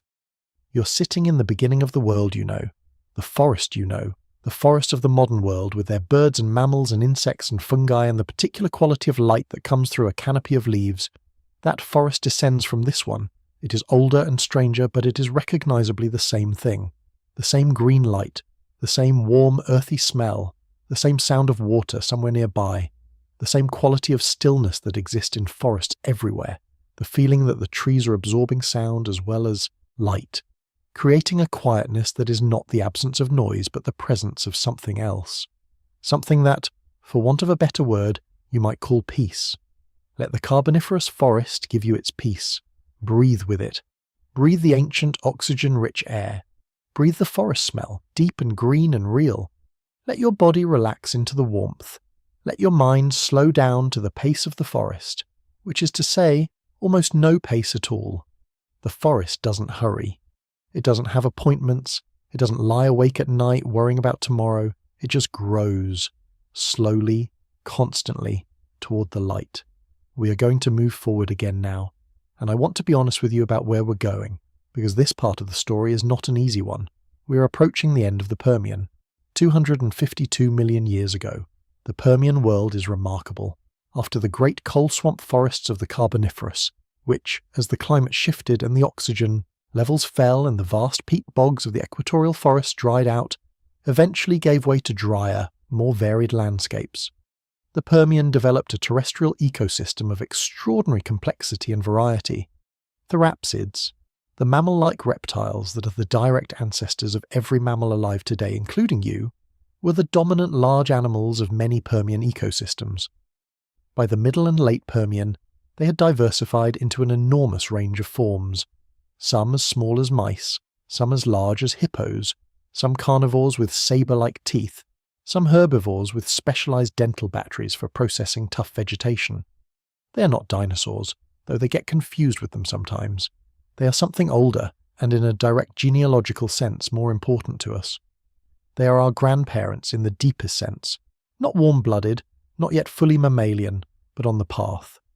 Their physiologies are somewhere between reptile and mammal in a way that makes them endlessly fascinating. And the Permian world they live in is, for all its strangeness, recognizable. There are forests, real forests, not the coal swamp forests of the Carboniferous, but drier, more varied forests, with gymnosperms and seed ferns and early conifers beginning to appear. There are rivers and lakes and deserts, a full range of terrestrial environments distributed across the great supercontinent of Pangaea, which has assembled over millions of years from the colliding fragments of earlier continental configurations. Pangaea. All the land on Earth in one place. If you had been able to look at a globe of the Permian Earth, you would have seen one vast C-shaped landmass curling around a single great ocean, the Panthalassic, and an interior sea called the Tethys. The climate within Pangaea's interior, far from the moderating influence of the ocean, was extreme. Hot and dry in the summer, cold in the winter, with nothing like the mild ocean-buffered climates that large parts of the modern world enjoy. But life had adapted. Life always adapts. And then the end came. Not meteorite, not collision. The end of the Permian, the largest mass extinction in the history of complex life, was geological. It came from within the Earth itself. In what is now Siberia, beginning approximately 252 million years ago, one of the largest volcanic events in Earth's history began. Not a single volcano, a vast complex of eruptions spread across millions of square kilometers, pouring lava across the landscape for approximately 1 million years, the Siberian traps, and with the lava came gas, incomprehensible quantities of gas, carbon dioxide, sulfur dioxide, methane, released into the atmosphere over the course of hundreds of thousands of years, altering the chemistry of the air and the ocean in ways that life had never had to deal with before. The atmosphere warmed dramatically, the oceans acidified, the waters became anoxic in their deeper zones. The ozone layer was damaged by the sulfur compounds, and ultraviolet radiation increased on the land, and the world died. 96% of marine species, 70% of terrestrial vertebrate species, the trilobites, who had survived every previous extinction event for nearly 300 million years, finally, definitively, completely vanished. The great synapsid faunas of the Permian, the gorgonopsids and the dicynodonts and so many others, were largely or entirely destroyed. The oceans, for a period after the extinction, were almost silent. I want to stand with this for a moment, not in a painful way, but in the way that the story requires honesty. The end of the Permian was the worst thing that has ever happened to life on Earth.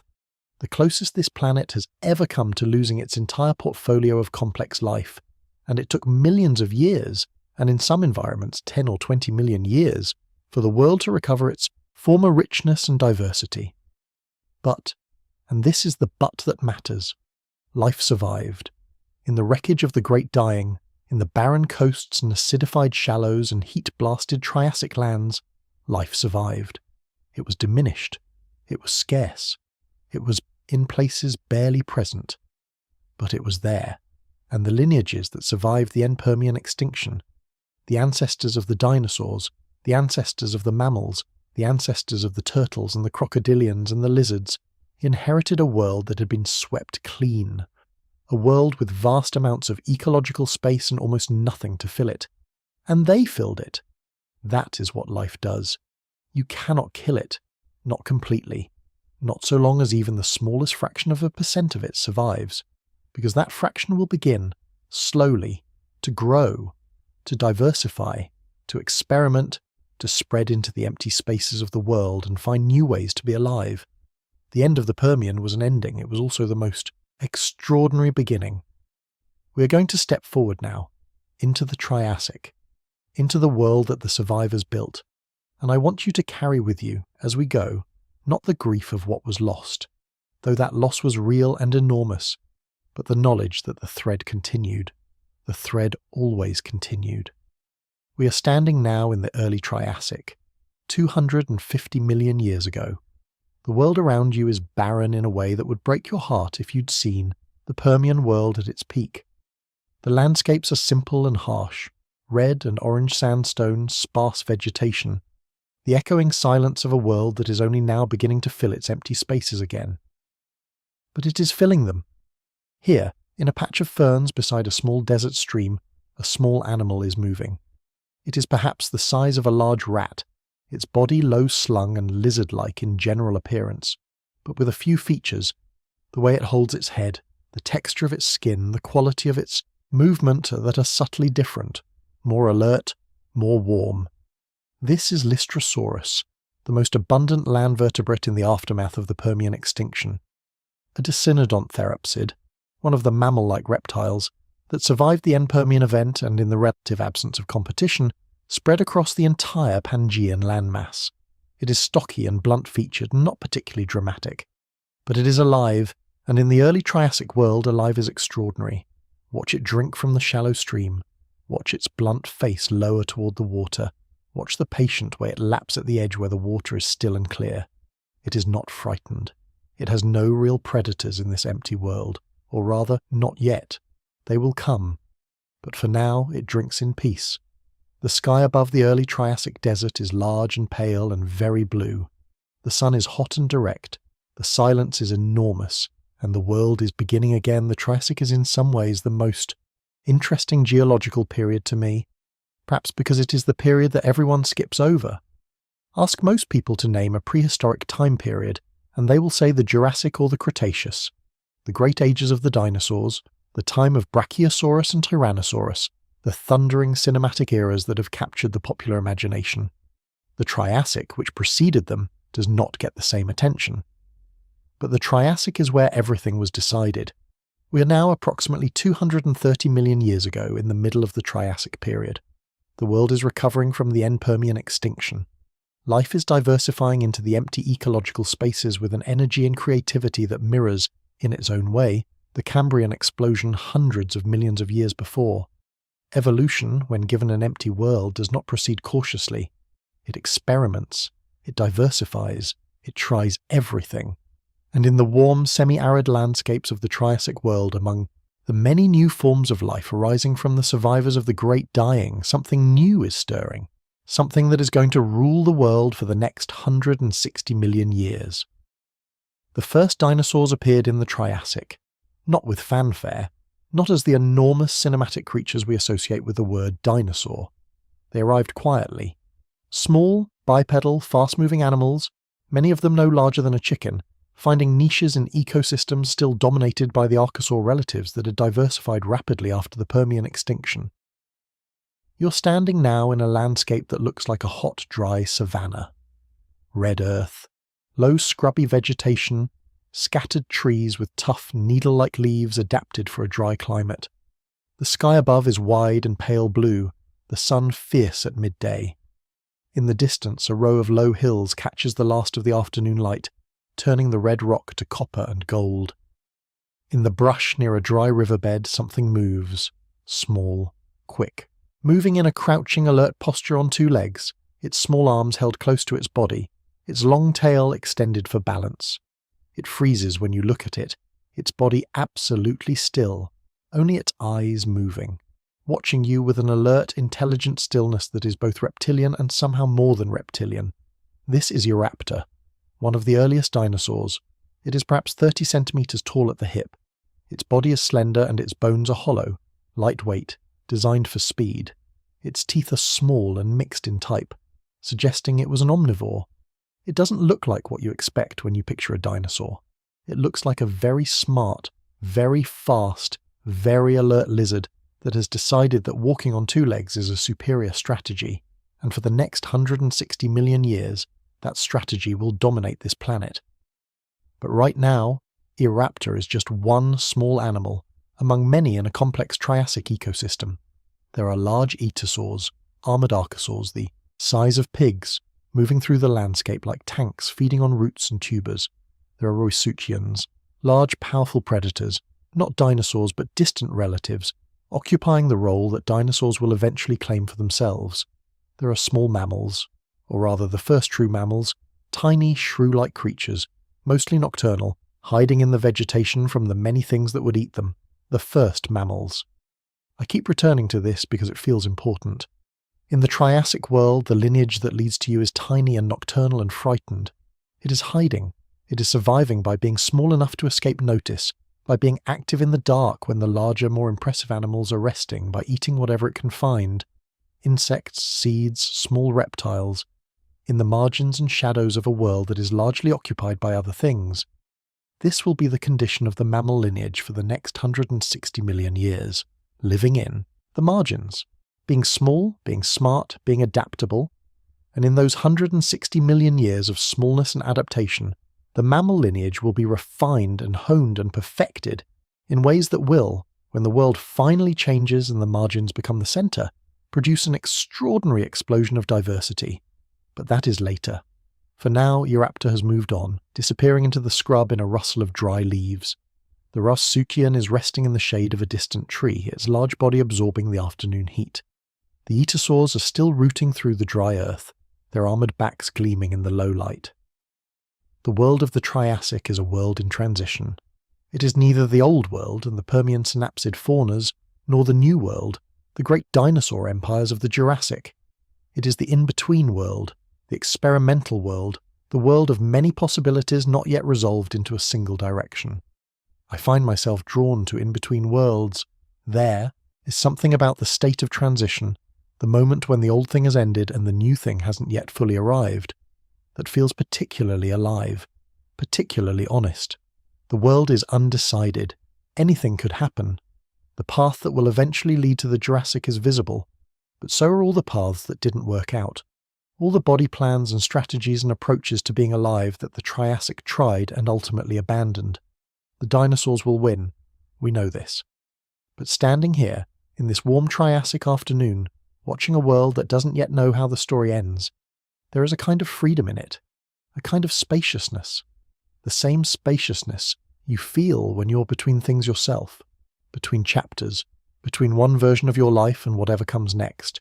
It can be uncomfortable, that in-between state, but it can also be, if you let it, full of possibility. The Triassic sun is setting now. The sky in the west is turning from pale blue to a deep, saturated orange, and the hills in the distance are silhouettes, dark, angular shapes against the burning sky. The first stars are appearing in the east, where the sky has darkened to violet, and in the brush around you, the small nocturnal mammals are beginning to stir, waking up as the day-active creatures settle, moving through the world in the dark, in the margins, in the quiet. One of them is carrying the entire future of mammals inside its tiny, unremarkable body. One of them is your ancestor. Listen to the night beginning to settle over the Triassic world. The sky full of stars, the same stars more or less, arranged differently than you know them, but the same light, the same ancient photons travelling from the same distant suns, reaching this small, warm, alive planet spinning slowly in the dark. Let the Triassic night settle over you. Let the warmth of the day slowly release from the earth around you. Let the stars come out one by one in the darkening sky. The sun is rising on the Jurassic, and I want you to understand, before you open your eyes to this world, that what you're about to experience is probably the most alive, the most lush, the most overflowing with life landscape that this planet has produced. Not the most ecologically diverse. The modern world, with its flowering plants and its mammals and its birds, holds that title. But in terms of sheer biomass, sheer scale, sheer presence of large living things moving through an endlessly green world, the Jurassic is without equal. 170 million years ago, the light is green. That's the first thing you notice. The quality of the light is different from every other world we've visited. It comes through a canopy that is unbroken from horizon to horizon. Not the sparse, scrubby vegetation of the Triassic, not even the dark, towering coal swamps of the Carboniferous. This is a mature Jurassic forest, dense and tall and layered, and the light that reaches the ground has been filtered through so many layers of leaf and frond and needle that it has taken on a deep, vibrant green quality, as though the light itself has been made living. It is one of the most beautiful qualities of light I can imagine. And under it you are standing in the middle of a forest that makes everything else you have ever called a forest feel modest by comparison. Cycads, palm-like gymnosperms with thick trunks and spreading crowns of stiff waxy fronds as press in on every side. Araucaria trees, ancestors of the modern monkey puzzle tree, rise from the forest floor like columns, their straight grey trunks climbing 30-40 metres before branching into high, flat crowns that form the upper canopy. Ferns of every imaginable size carpet the ground, pack the gaps between the tree trunks, climb the available surfaces in dense overlapping masses of green. The air is warm and very humid. Every surface drips. Every stone and fallen log is coated in moss. The smell is extraordinary. The concentrated smell of a living forest, multiplied by the sheer density of life, rich and deep and complex and alive. And through this forest, things are moving. Big things.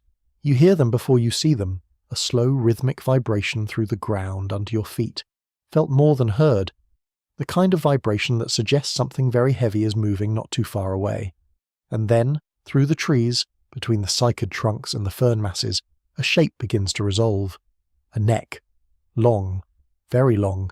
Extending from somewhere out of your field of view, sweeping slowly upward through the canopy in a movement that seems almost impossibly graceful for something so large. The neck alone is taller than any tree in a temperate modern forest. Its surface is grey-brown and textured, like old leather stretched over a framework of bone. And then the rest of it.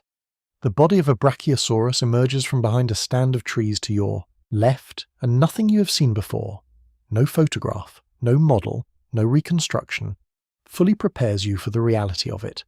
The scale is beyond what the brain comfortably processes. The body is the size of a house. The legs, 4 of them, each wider at the base than a mature oak tree's trunk, move with a slow, ponderous deliberateness, each step sending that low vibration through the ground. It is not moving toward you. It is not particularly interested in you.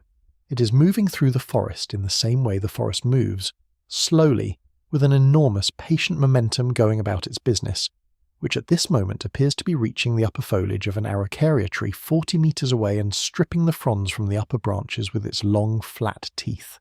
Watch it. Just watch it for a moment. There is a quality to the way the Brachiosaurus moves that I can only describe as unhurried in the deepest sense. Not lazy, not slow because it lacks energy. Unhurried because at this scale, at this size, the world moves differently. Every movement involves so much mass that must be deliberate. Every step, every turn of that extraordinary neck, every reach into the canopy is conducted with a kind of ponderous, magnificent calm, and the sound of it, the sound of those teeth stripping fronds from the branches, a long, tearing, rustling sound, falls through the forest air in a way that somehow seems right, natural, part of the rhythm of this place. The Jurassic world is full of sauropods. These long-necked, long-tailed giants filled the role of the world's dominant large herbivores for an enormous span of time, and in doing so became the largest land animals that have ever existed on this planet. Brachiosaurus and its relatives, Diplodocus and Apatosaurus and Brontosaurus, each one an engineering marvel of bone and muscle and lung, each one adapted in its particular way to the challenge of being very, very large in a world that puts enormous demands on very large bodies. Moving through a sauropod forest is, I imagine, something like moving through a landscape where the dominant features are living and breathing and capable of noticing you. The trees are large, but they are still. The sauropods are large and moving, and their movement gives this forest a quality that a human forest lacks, the sense that the landscape itself is engaged, that the major elements of the environment are not just present but participating. The Brachiosaurus has stripped what it wanted from the araucaria and is now moving away, its footfalls vibrating through the ground in a slow, diminishing rhythm. In the space it leaves, the forest settles. A smaller creature appears at the edge of your vision, something bipedal, quick, picking its way through the ferns with a purposeful alertness. A Stegosaurus is not far away either, visible between the trees, its double row of diamond-shaped plates along its back catching the filtered green light in a way that makes them glow slightly. It is feeding on low vegetation, tearing at the cycad fronds with a slow, steady determination. The Stegosaurus, I've always thought, has a quality of great patience about it. Its brain is small, legendarily small. The brain of a Stegosaurus was roughly the size of a walnut, relative to a body the size of a bus, and yet its body is a masterpiece of evolutionary engineering. Those plates along its back, whatever their primary function, thermoregulation, display, both, something else entirely, give it a silhouette that is unlike anything else that has ever lived on Earth. Utterly distinctive, utterly its own. It does not seem to notice you. It continues eating. The forest continues breathing. Something is singing in the middle canopy above you.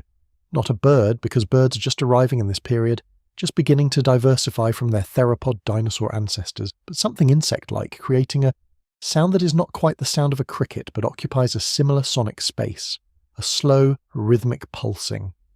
A forest heartbeat. Let it work on you. Let the green light and the warm air and the distant vibration of sauropod footsteps and the patient feeding of the Stegosaurus below its plates and the insects singing and the smell of 100 million years of forest, let all of it work on you. This is not a dangerous world if you're standing still. The predators of the Jurassic, Allosaurus and its kin, are real and formidable, but they are hunting the large herbivores, and a standing, quiet, human-shaped figure in the middle of this forest is too small to interest them and too strange to approach without caution. You are safe.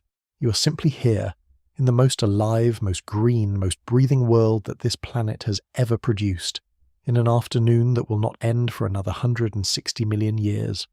Rest in it. The Jurassic afternoon is long and warm and Green. The world is at its fullest. Step forward once more into the Cretaceous, 120 million years ago. And the first thing I want you to notice is something small. Small enough that you could almost miss it. Small enough that, given everything else that is happening in this world, the dinosaurs, the pterosaurs filling the sky, the great inland seas and the volcanic activity and the warm, greenhouse climate, you might walk right past it without registering its significance. A flower, sitting at the base of a tree trunk in a gap where the canopy is opened and direct sunlight falls on the forest floor. A small, pale flower, simple in structure, petals arranged around a central cluster of reproductive structures, the whole thing no bigger than a coin. But a flower, a real flower. The first flowering plants, angiosperms. The invention that would, over the course of the Cretaceous and the Cenozoic, transform the entire surface of the terrestrial world. The invention of the flower is, from an ecological and evolutionary standpoint, one of the most important events in the history of life on land. It is the development that will eventually produce every fruit tree, every crop plant, every rose and tulip and orchid and apple and wheat and oak, every flowering plant that feeds you, every tree that shades you, every wildflower meadow that has ever made you stop walking and simply look. It begins here, in the Cretaceous forest, with a small pale flower at the base of a tree. And the flower is not alone. Near it, drawn by the scent and colour that has been specifically evolved to attract it, is an insect. A bee-like creature, not quite a modern bee, but functionally equivalent, moving from flower to flower and collecting pollen, its body adapted over millions of generations to this new relationship with the flowering plants. The flower and the bee have been evolving together, each one shaping the other in one of the most beautiful examples of coevolution in the history of life. The flower provides food, the bee provides transport for pollen. Both benefit, both flourish. This arrangement, this partnership between flowering plant and pollinator, will become the dominant ecological relationship on the land surface of Earth. It will produce the meadows and forests and agricultural landscapes that modern human civilization is built on. It will underpin the food chains that support every terrestrial animal on the planet. It begins with this small, quiet flower, and this small, busy bee. Above you, in the Cretaceous sky, something is singing. Not an insect sound, a bird sound. Real, genuine bird song. Descended from the theropod dinosaurs, evolved from feathered, flying creatures that first appeared in the late Jurassic and have been diversifying across the Cretaceous into something recognizable. Something that will eventually produce every finch and hawk and owl and songbird on the modern planet. The song is simple, not the complex multi-note songs of modern birds. Those will take millions more years of evolution to develop, but it is unmistakably birdsong. A repeated phrase, a pattern, something between noise and music, the first music. I want to stay with that for a moment, because it strikes me as remarkable in a specific way. The capacity for complex vocalization, for producing sounds that are patterned and repeating and, in some sense, intentional, is something that emerged in the theropod lineage and has been building slowly for 150 million years. The call of a Cretaceous bird is the earliest audible ancestor of every song that has ever been composed, every lullaby, every bird chorus at dawn in a modern forest. The first notes of music were sung by a dinosaur. Let that sit with you for a moment. The Cretaceous world around you is extraordinary in its richness. The flowering plants have begun to transform the landscape. Stands of early flowering trees mixing with the conifers and cycads and ferns of the older Mesozoic forest, adding new colours to the canopy, not just green, but the white and yellow and pale purple of early flowers, adding new smells, new sources of food, new relationships between plants and animals. The dinosaurs are still here. The Cretaceous is, if anything, the peak of dinosaurian diversity and abundance. Triceratops and Tyrannosaurus are still in the future. They belong to the very end of the Cretaceous. But in this middle Cretaceous world, there are iguanodon herds moving through the flowering woodlands, small agile raptors hunting in the ferns, long-necked titanosaurs still carrying on the sauropod tradition of enormous herbivory. You're standing at the edge of a forest clearing where an iguanodon herd is moving through. There are perhaps 20 of them, adults and juveniles, their dark, speckled bodies moving with the deliberate efficiency of large herbivores everywhere. They are browsing on the early flowering trees at the forest edge, pulling branches down with their blunt, flat-toothed mouths, eating with steady patience. The juveniles, smaller, lighter, more nervous, stay close to the adults. One of them, separated briefly from its mother by a large fallen log, makes a sound, a low, repeated call, and the mother turns, that large, slow turn of a head that takes in so much more visual information than a mammalian head can, and calls back. I cannot tell you what that call contains, whether it carries anything beyond the simple signal of location, whether there is anything behind it that could be called comfort. But the juvenile quiets when it hears the response, and moves back toward the group. There is something in that exchange, something in the image of the small animal calling and the larger one answering, and the small one finding reassurance in the answer, that feels familiar in a way that goes beyond species. The Cretaceous forest is warm and bright around you. The flowers are catching the light, the birds are singing in the canopy, the iguanodons are eating in the clearing, patient and deliberate, their bodies casting long shadows in the late morning light. And beneath the roots of the trees around you, in the leaf litter and the warm, dark soil, small mammals are going about their invisible daytime sheltering, waiting for the cool of the evening, still small, still cautious, still surviving in the margins, but watching, always watching. The sky is brilliant and blue and very large above the Cretaceous clearing. It is full of life. Pterosaurs, some small, some enormous, Pteranodon and its kin sailing on thermal currents high above, cruise at altitudes that give them a view of a world that is, from above, almost entirely green. An endless carpet of green, broken by the glint of rivers and the grey-white of exposed rock, where the landscape lifts into ridges and hills, stretching from horizon to horizon. From above, the Cretaceous world looks like a dream of what green can mean. From down here, it smells like rain and flowers and warm earth and life. Breathe it in. Close your eyes and breathe in the Cretaceous morning. Let the birdsong find you in the dark behind your eyes. Let the warmth fall on your face. I have to take you to the end now. Not because the end is more important than everything that came before, but because the end is also a beginning, and you need to see both to understand. We're in the very late Cretaceous, 66 million years ago. The world is warm and familiar in a way that nothing before it has been. The forests, dominated now by flowering plants, by broadleaf trees that are beginning to look recognizable, that are cousins to trees you could name today, are rich and green and full of life. The dinosaurs are at their most magnificent, triceratops moving through the woodland in small herds, their triple-horned heads carrying an expression of permanent, dignified impassivity. Tyrannosaurus rex patrolling the forest edges, its massive head swinging, its tiny arms tucked against a body that is, from another angle, a kind of engineering poetry.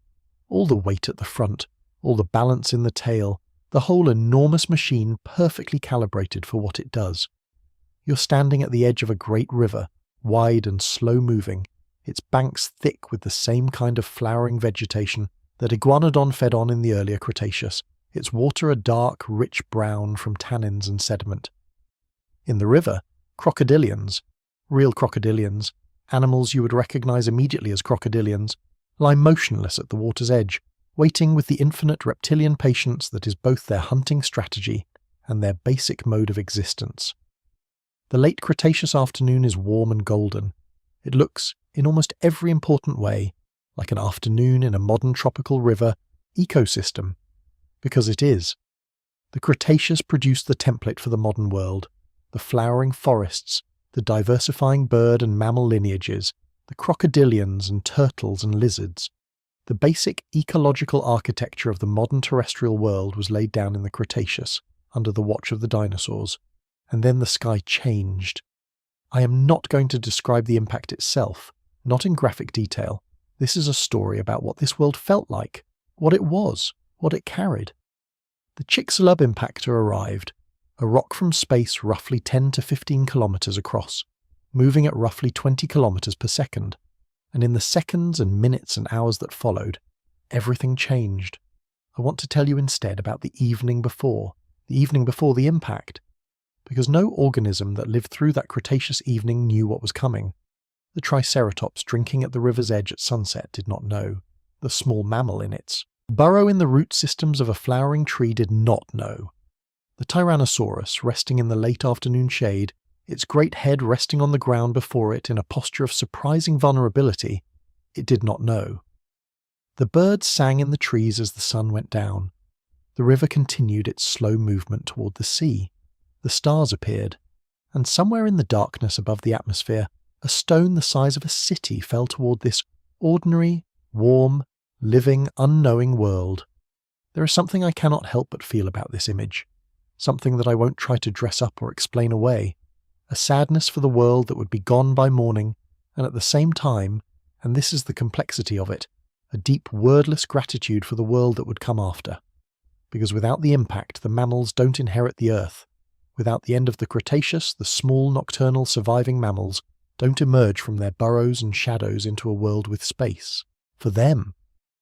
Don't diversify into horses and whales and elephants and primates. Don't eventually produce a lineage that stands upright and names things and tells stories about a world that ended 66 million years ago. Without the impact, I'm not here telling you the story. Without the impact, you're not here listening to it. So I hold both things, the loss and the gratitude, the ending and the beginning, the triceratops at the evening river and the small mammal in its burrow and the birds singing in the Cretaceous dusk, and the knowledge that what comes after this is no less extraordinary, no less beautiful, that what comes after is, in certain ways, what we are. The last evening of the Cretaceous is warm and quiet. The river moves, the stars come out one by one. Sleep now, sleep in the last warmth of the Cretaceous evening, in the sound of the river, in the last birdsong before the world changes. It always changes, and it is always, even so, all right, the world has changed. We are 55 million years ago, the Eocene epoch. The world has had 10 million years to recover from the end Cretaceous impact, and it has done what the world always does. It has recovered. Step into it. The first thing you notice, emerging from the long shadow of the impact winter into the warm, fecund abundance of the Eocene, is the colour. Not the subdued green of the Carboniferous, or the deep shadow of the Jurassic. Something brighter, more varied, more colourful. Flowers. Everywhere. Flowers. The angiosperms, having survived the end Cretaceous extinction better than most plant groups, have diversified in the aftermath into an extraordinary range of forms. The Eocene forests are full of broad-leafed deciduous and tropical trees that are beginning to look recognisable. Palm trees near the coast, early relatives of oak and maple further inland, the enormous diversity of flowering forest species that will continue to expand and diversify through the entire Cenozoic. And in these forests, a new world of animals. No more dinosaurs in the sense we've been speaking of, only their avian descendants, the birds, which have already diversified into a remarkable range of forms, from tiny insect hunters to large, flightless ground predators that, for a period after the impact, were among the apex predators of the post-dinosaur world. But the mammals have emerged. After 160 million years in the shadows, 160 million years of being small and nocturnal and careful, the mammals have inherited the ecological space left behind by the non-avian dinosaurs, and they have diversified with an energy and creativity that mirrors the Cambrian explosion in its speed and variety. You're walking through an Eocene tropical forest, somewhere in what will one day be the interior of North America, and the forest around you is full of mammals in every shape and size, small squirrel-like animals in the canopy, moving through the branches with agile, grasping hands that are learning what hands can do, larger, pig-like browsers on the forest floor, moving through the undergrowth with their broad, mobile noses testing the air. Early horses, Hyracotherium, barely the size of a large cat, four-toed, moving through the ferns with quick, light steps. Early whales are in the warm Eocene sea, just offshore. They are still recognisably related to land mammals. Pachycetus, one of the earliest whale ancestors, looks more like a hoofed mammal than anything we would call a whale, its body suggesting a creature still uncertain about which direction it wants to go, land or sea. It will choose the sea. And the result of that choice will be, 50 million years later, something that sings in the deep ocean. A sound so low and resonant that it can travel thousands of kilometres through the water, finding other singers across the width of entire ocean basins, the singing of whales, descended from a four-legged land mammal that stood on an Eocene riverbank 55 million years ago and decided to wade in. The Eocene forest is warm and humid. The air is heavy with the smell of flowers. The Eocene was significantly warmer than today, particularly in the high latitudes, and the entire planet was a garden. Fossil palm trees have been found in what is now the Canadian Arctic. Alligators lived in what is now London. The world was warm and wet and astonishingly productive. A small primate is watching you from a branch overhead. Its large eyes, adapted for life in the forest canopy, for tracking the fast movement of insects and the details of fruits and flowers among the leaves, follow your movement with an alert, intelligent curiosity. This is Notharctus, or something very like it, an early primate, a distant ancestor of the lemurs and monkeys and apes that will spend the next 50 million years diversifying in the world's forests, a distant ancestor of you. Its large eyes meet yours, and in that meeting, however brief, however impossible, you standing here in the future looking back at your own beginning, there is something like recognition. The same eyes, in different faces, across 55 million years. The same curiosity, the same impulse to look at a strange thing and want to understand it. The forest closes around both of you. The birds are singing. The flowers are open. The world is warm and alive and endlessly, patiently becoming. We are almost home now. Not home in the sense of where you came from tonight. Home in a deeper sense. The sense that the last few steps of this walk through time will bring us to a world that is almost the world you know, and the familiarity of it will arrive like something remembered rather than something learned. 3 million years ago, the Pliocene, the world is cooling. The warmth of the Eocene and the Oligocene and the Miocene is giving way to a cooling trend that will eventually produce the great ice ages of the Pleistocene. The tropical forests of the high latitudes are retreating southward. The vast inland seas and wetlands of the earlier Cenozoic are drying and contracting, and in East Africa, on the edge of the Rift Valley in the woodland savanna mosaic that has replaced the tropical forest of earlier epochs, a lineage of primates is doing something no primate has done before. They are walking upright. Not occasionally, not partially, but fully and habitually bipedal, moving through the tall grass on two legs, their hands free, their eyes high above the ground level, their brains, still modest in size, nothing like the brains of their eventual descendants, processing the complex visual landscape of the African savanna. You're standing on the edge of that savanna now. The wind is dry and warm, carrying the smell of grass and dust and distant rain. The sky is enormous. That particular spectacular African sky, deep blue and sky, cloudless at the zenith, building into white cumulus on the horizon. The grass stretches away from you in every direction, golden brown, moving in slow waves in the wind. And moving through it, at a distance of perhaps 200 meters, a small group of beings, Australopithecus, or something in that lineage. 3 or 4 individuals moving through the tall grass with the slightly rolling, forward-leaning gait of very early bipeds, not yet fully committed to the upright posture that their descendants will perfect. But walking on 2 legs, carrying things in their hands, a stone perhaps, a piece of fruit, something that needed to be carried. Watch them. Just watch them. They don't speak. They communicate with sound and gesture. Rich, complex communication, full of meaning, but not yet language. Not yet the kind of communication that can carry information across time, that can describe what happened yesterday, or what might happen tomorrow, that can tell a story. Language is coming, but it is not yet here. One of them stops and stands fully upright. Fully, momentarily, magnificently upright, and looks across the savanna. Its eyes track something moving in the grass in the middle distance. Its posture is alert and still, and then, just for a moment, it turns toward you. Its face. There is something in its face, something in the set of the eyes, the proportions of the forehead, something that goes beneath the structural differences between its anatomy and yours. That is unmistakably familiar. It is a face that is recognizably in the direction of your face. Not your face, not yet, but pointed toward it. The same line of development, just earlier on the curve. It looks at you for a moment with dark, serious eyes.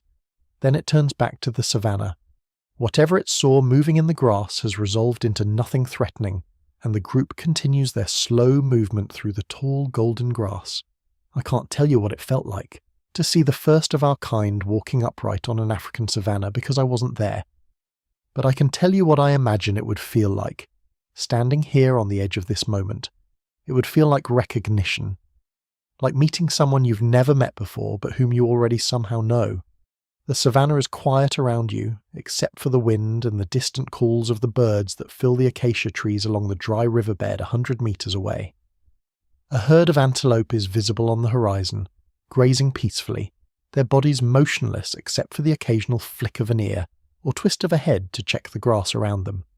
A column of dust is rising in the distance, where the dry wind has lifted the fine red soil of the valley floor. The sky is that same wide, deep blue sky. The wind is the same wind that has been blowing across this continent since before the first hominins stood upright in the grass, and somewhere in that grass 3 or 4 small, upright, curious, social, frightened, brave, hungry, loving beings are going about their lives, finding food, watching for danger, staying close to each other, making sounds that hold meaning for those who share them. They are the beginning of something that will, eventually, look back on all of this and try to tell the story. They are the beginning of us, and I find that, standing here on the edge of the Pliocene savanna, 3 million years before the present, watching the last chapter of the story before our chapter begins, I find that I am moved in a way that isn't easy to articulate, not just by the distance travelled, not just by the 4.5 billion years and all the extraordinary things that happened in them, but by the continuity, by the fact that the oxygen in the air these early hominins breathed was put there by the cyanobacteria of the Archean Ocean, by the fact that the flowering plants that provide some of their food descend from the first flower that opened in a Cretaceous forest, by the fact that the mammals whose lineage they are part of survived the snowball Earth and the Great Dying and the End Cretaceous impact and hundreds of millions of years of living in the shadows, by the fact that every moment we've visited on this journey is somehow present in this moment, compressed, transformed, carried forward across unimaginable spans of time. The thread was never cut. It was frayed sometimes. It was thin sometimes. It was at times barely a thread at all, but it was never cut. And here it is, 3 million years ago, walking upright through the tall grass, looking at you with serious, familiar eyes. Let me bring you gently home. We've travelled far tonight. We've stood on the shore of the first ocean. We've breathed the ancient air of the Archean. We've watched the sky turn blue. We've stood in ice and in fire, and in the green shadow of the oldest forests and at the edge of the last Cretaceous evening, and on a Pliocene savanna where your ancestors were learning to walk upright. We've been to the beginning, and we've come back.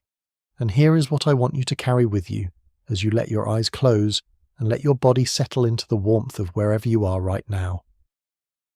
The world before humans was not a world waiting for us. It was a world complete in itself, full of life and motion and beauty and tragedy and survival and change. It did not need us to be remarkable. It was already the most remarkable thing that has happened in this corner of the universe. But here is what strikes me every single time I think about this story. It feels familiar.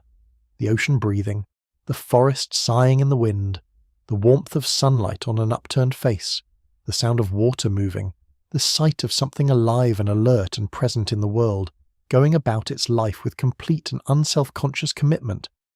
These things are not human inventions. We did not create beauty. We did not create the impulse to rest in the warmth, to listen to the water, to feel the wind and be grateful for it. We inherited it. From 4.5 billion years of a world doing its patient, magnificent work, the wind that moves through the leaves outside your window tonight was moving through carboniferous forests.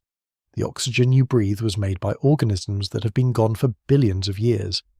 The stars above the roof you're sleeping under were shining on every world we visited tonight, on the first ocean, on the frozen snowball Earth, on the Jurassic sauropods, on the early hominins in the tall African grass. They were always there, the same stars, and you are here, tonight, somewhere in a small and specific corner of this enormous story, lying warm in the dark, breathing the ancient air, about to fall asleep under the ancient stars. The world before us was extraordinary. And so, I think, is this. So is this night, this warmth, this moment of rest between one day and the next. You are 4 500 million years of the universe finally arriving at a place where it can notice how beautiful it is. That is what you are in the end, not separate from the ancient world we've been walking through tonight. Part of it, the latest chapter of it, carrying, in your body and your cells and the particular chemistry of your consciousness, every world we've visited, every extinction survived, every patient, persistent thread of life that refused to be cut. Let that be enough tonight. Let the weight of your day dissolve into the long, patient rhythm of everything that came before. The ocean is breathing somewhere, right now. The forests are standing in the dark. The stars are out. Sleep now. You are home. And that, gently and slowly, is where we'll leave things tonight. From the first shore of a cooling planet to the tall grass of the African savanna. From the earliest heartbeat of a single cell to the footsteps of the first beings who would one day look back and tell these stories. 4.5 billion years of a world being patient, being persistent, being, against all odds, alive. I hope this journey brought you some rest, some peace, some sense of the extraordinary depth of the world you live in and how long it has been preparing for you to be here. And one last thought to carry into your dreams tonight. Which moment from this ancient world would you most want to stand in? The Cambrian Ocean with its alien creatures, the green cathedral of the Jurassic Forest, or the last quiet evening of the Cretaceous before everything changed? Good night. Where in the world are you watching from? Let us know in the comments, and don't forget to subscribe if you want to see more videos like this.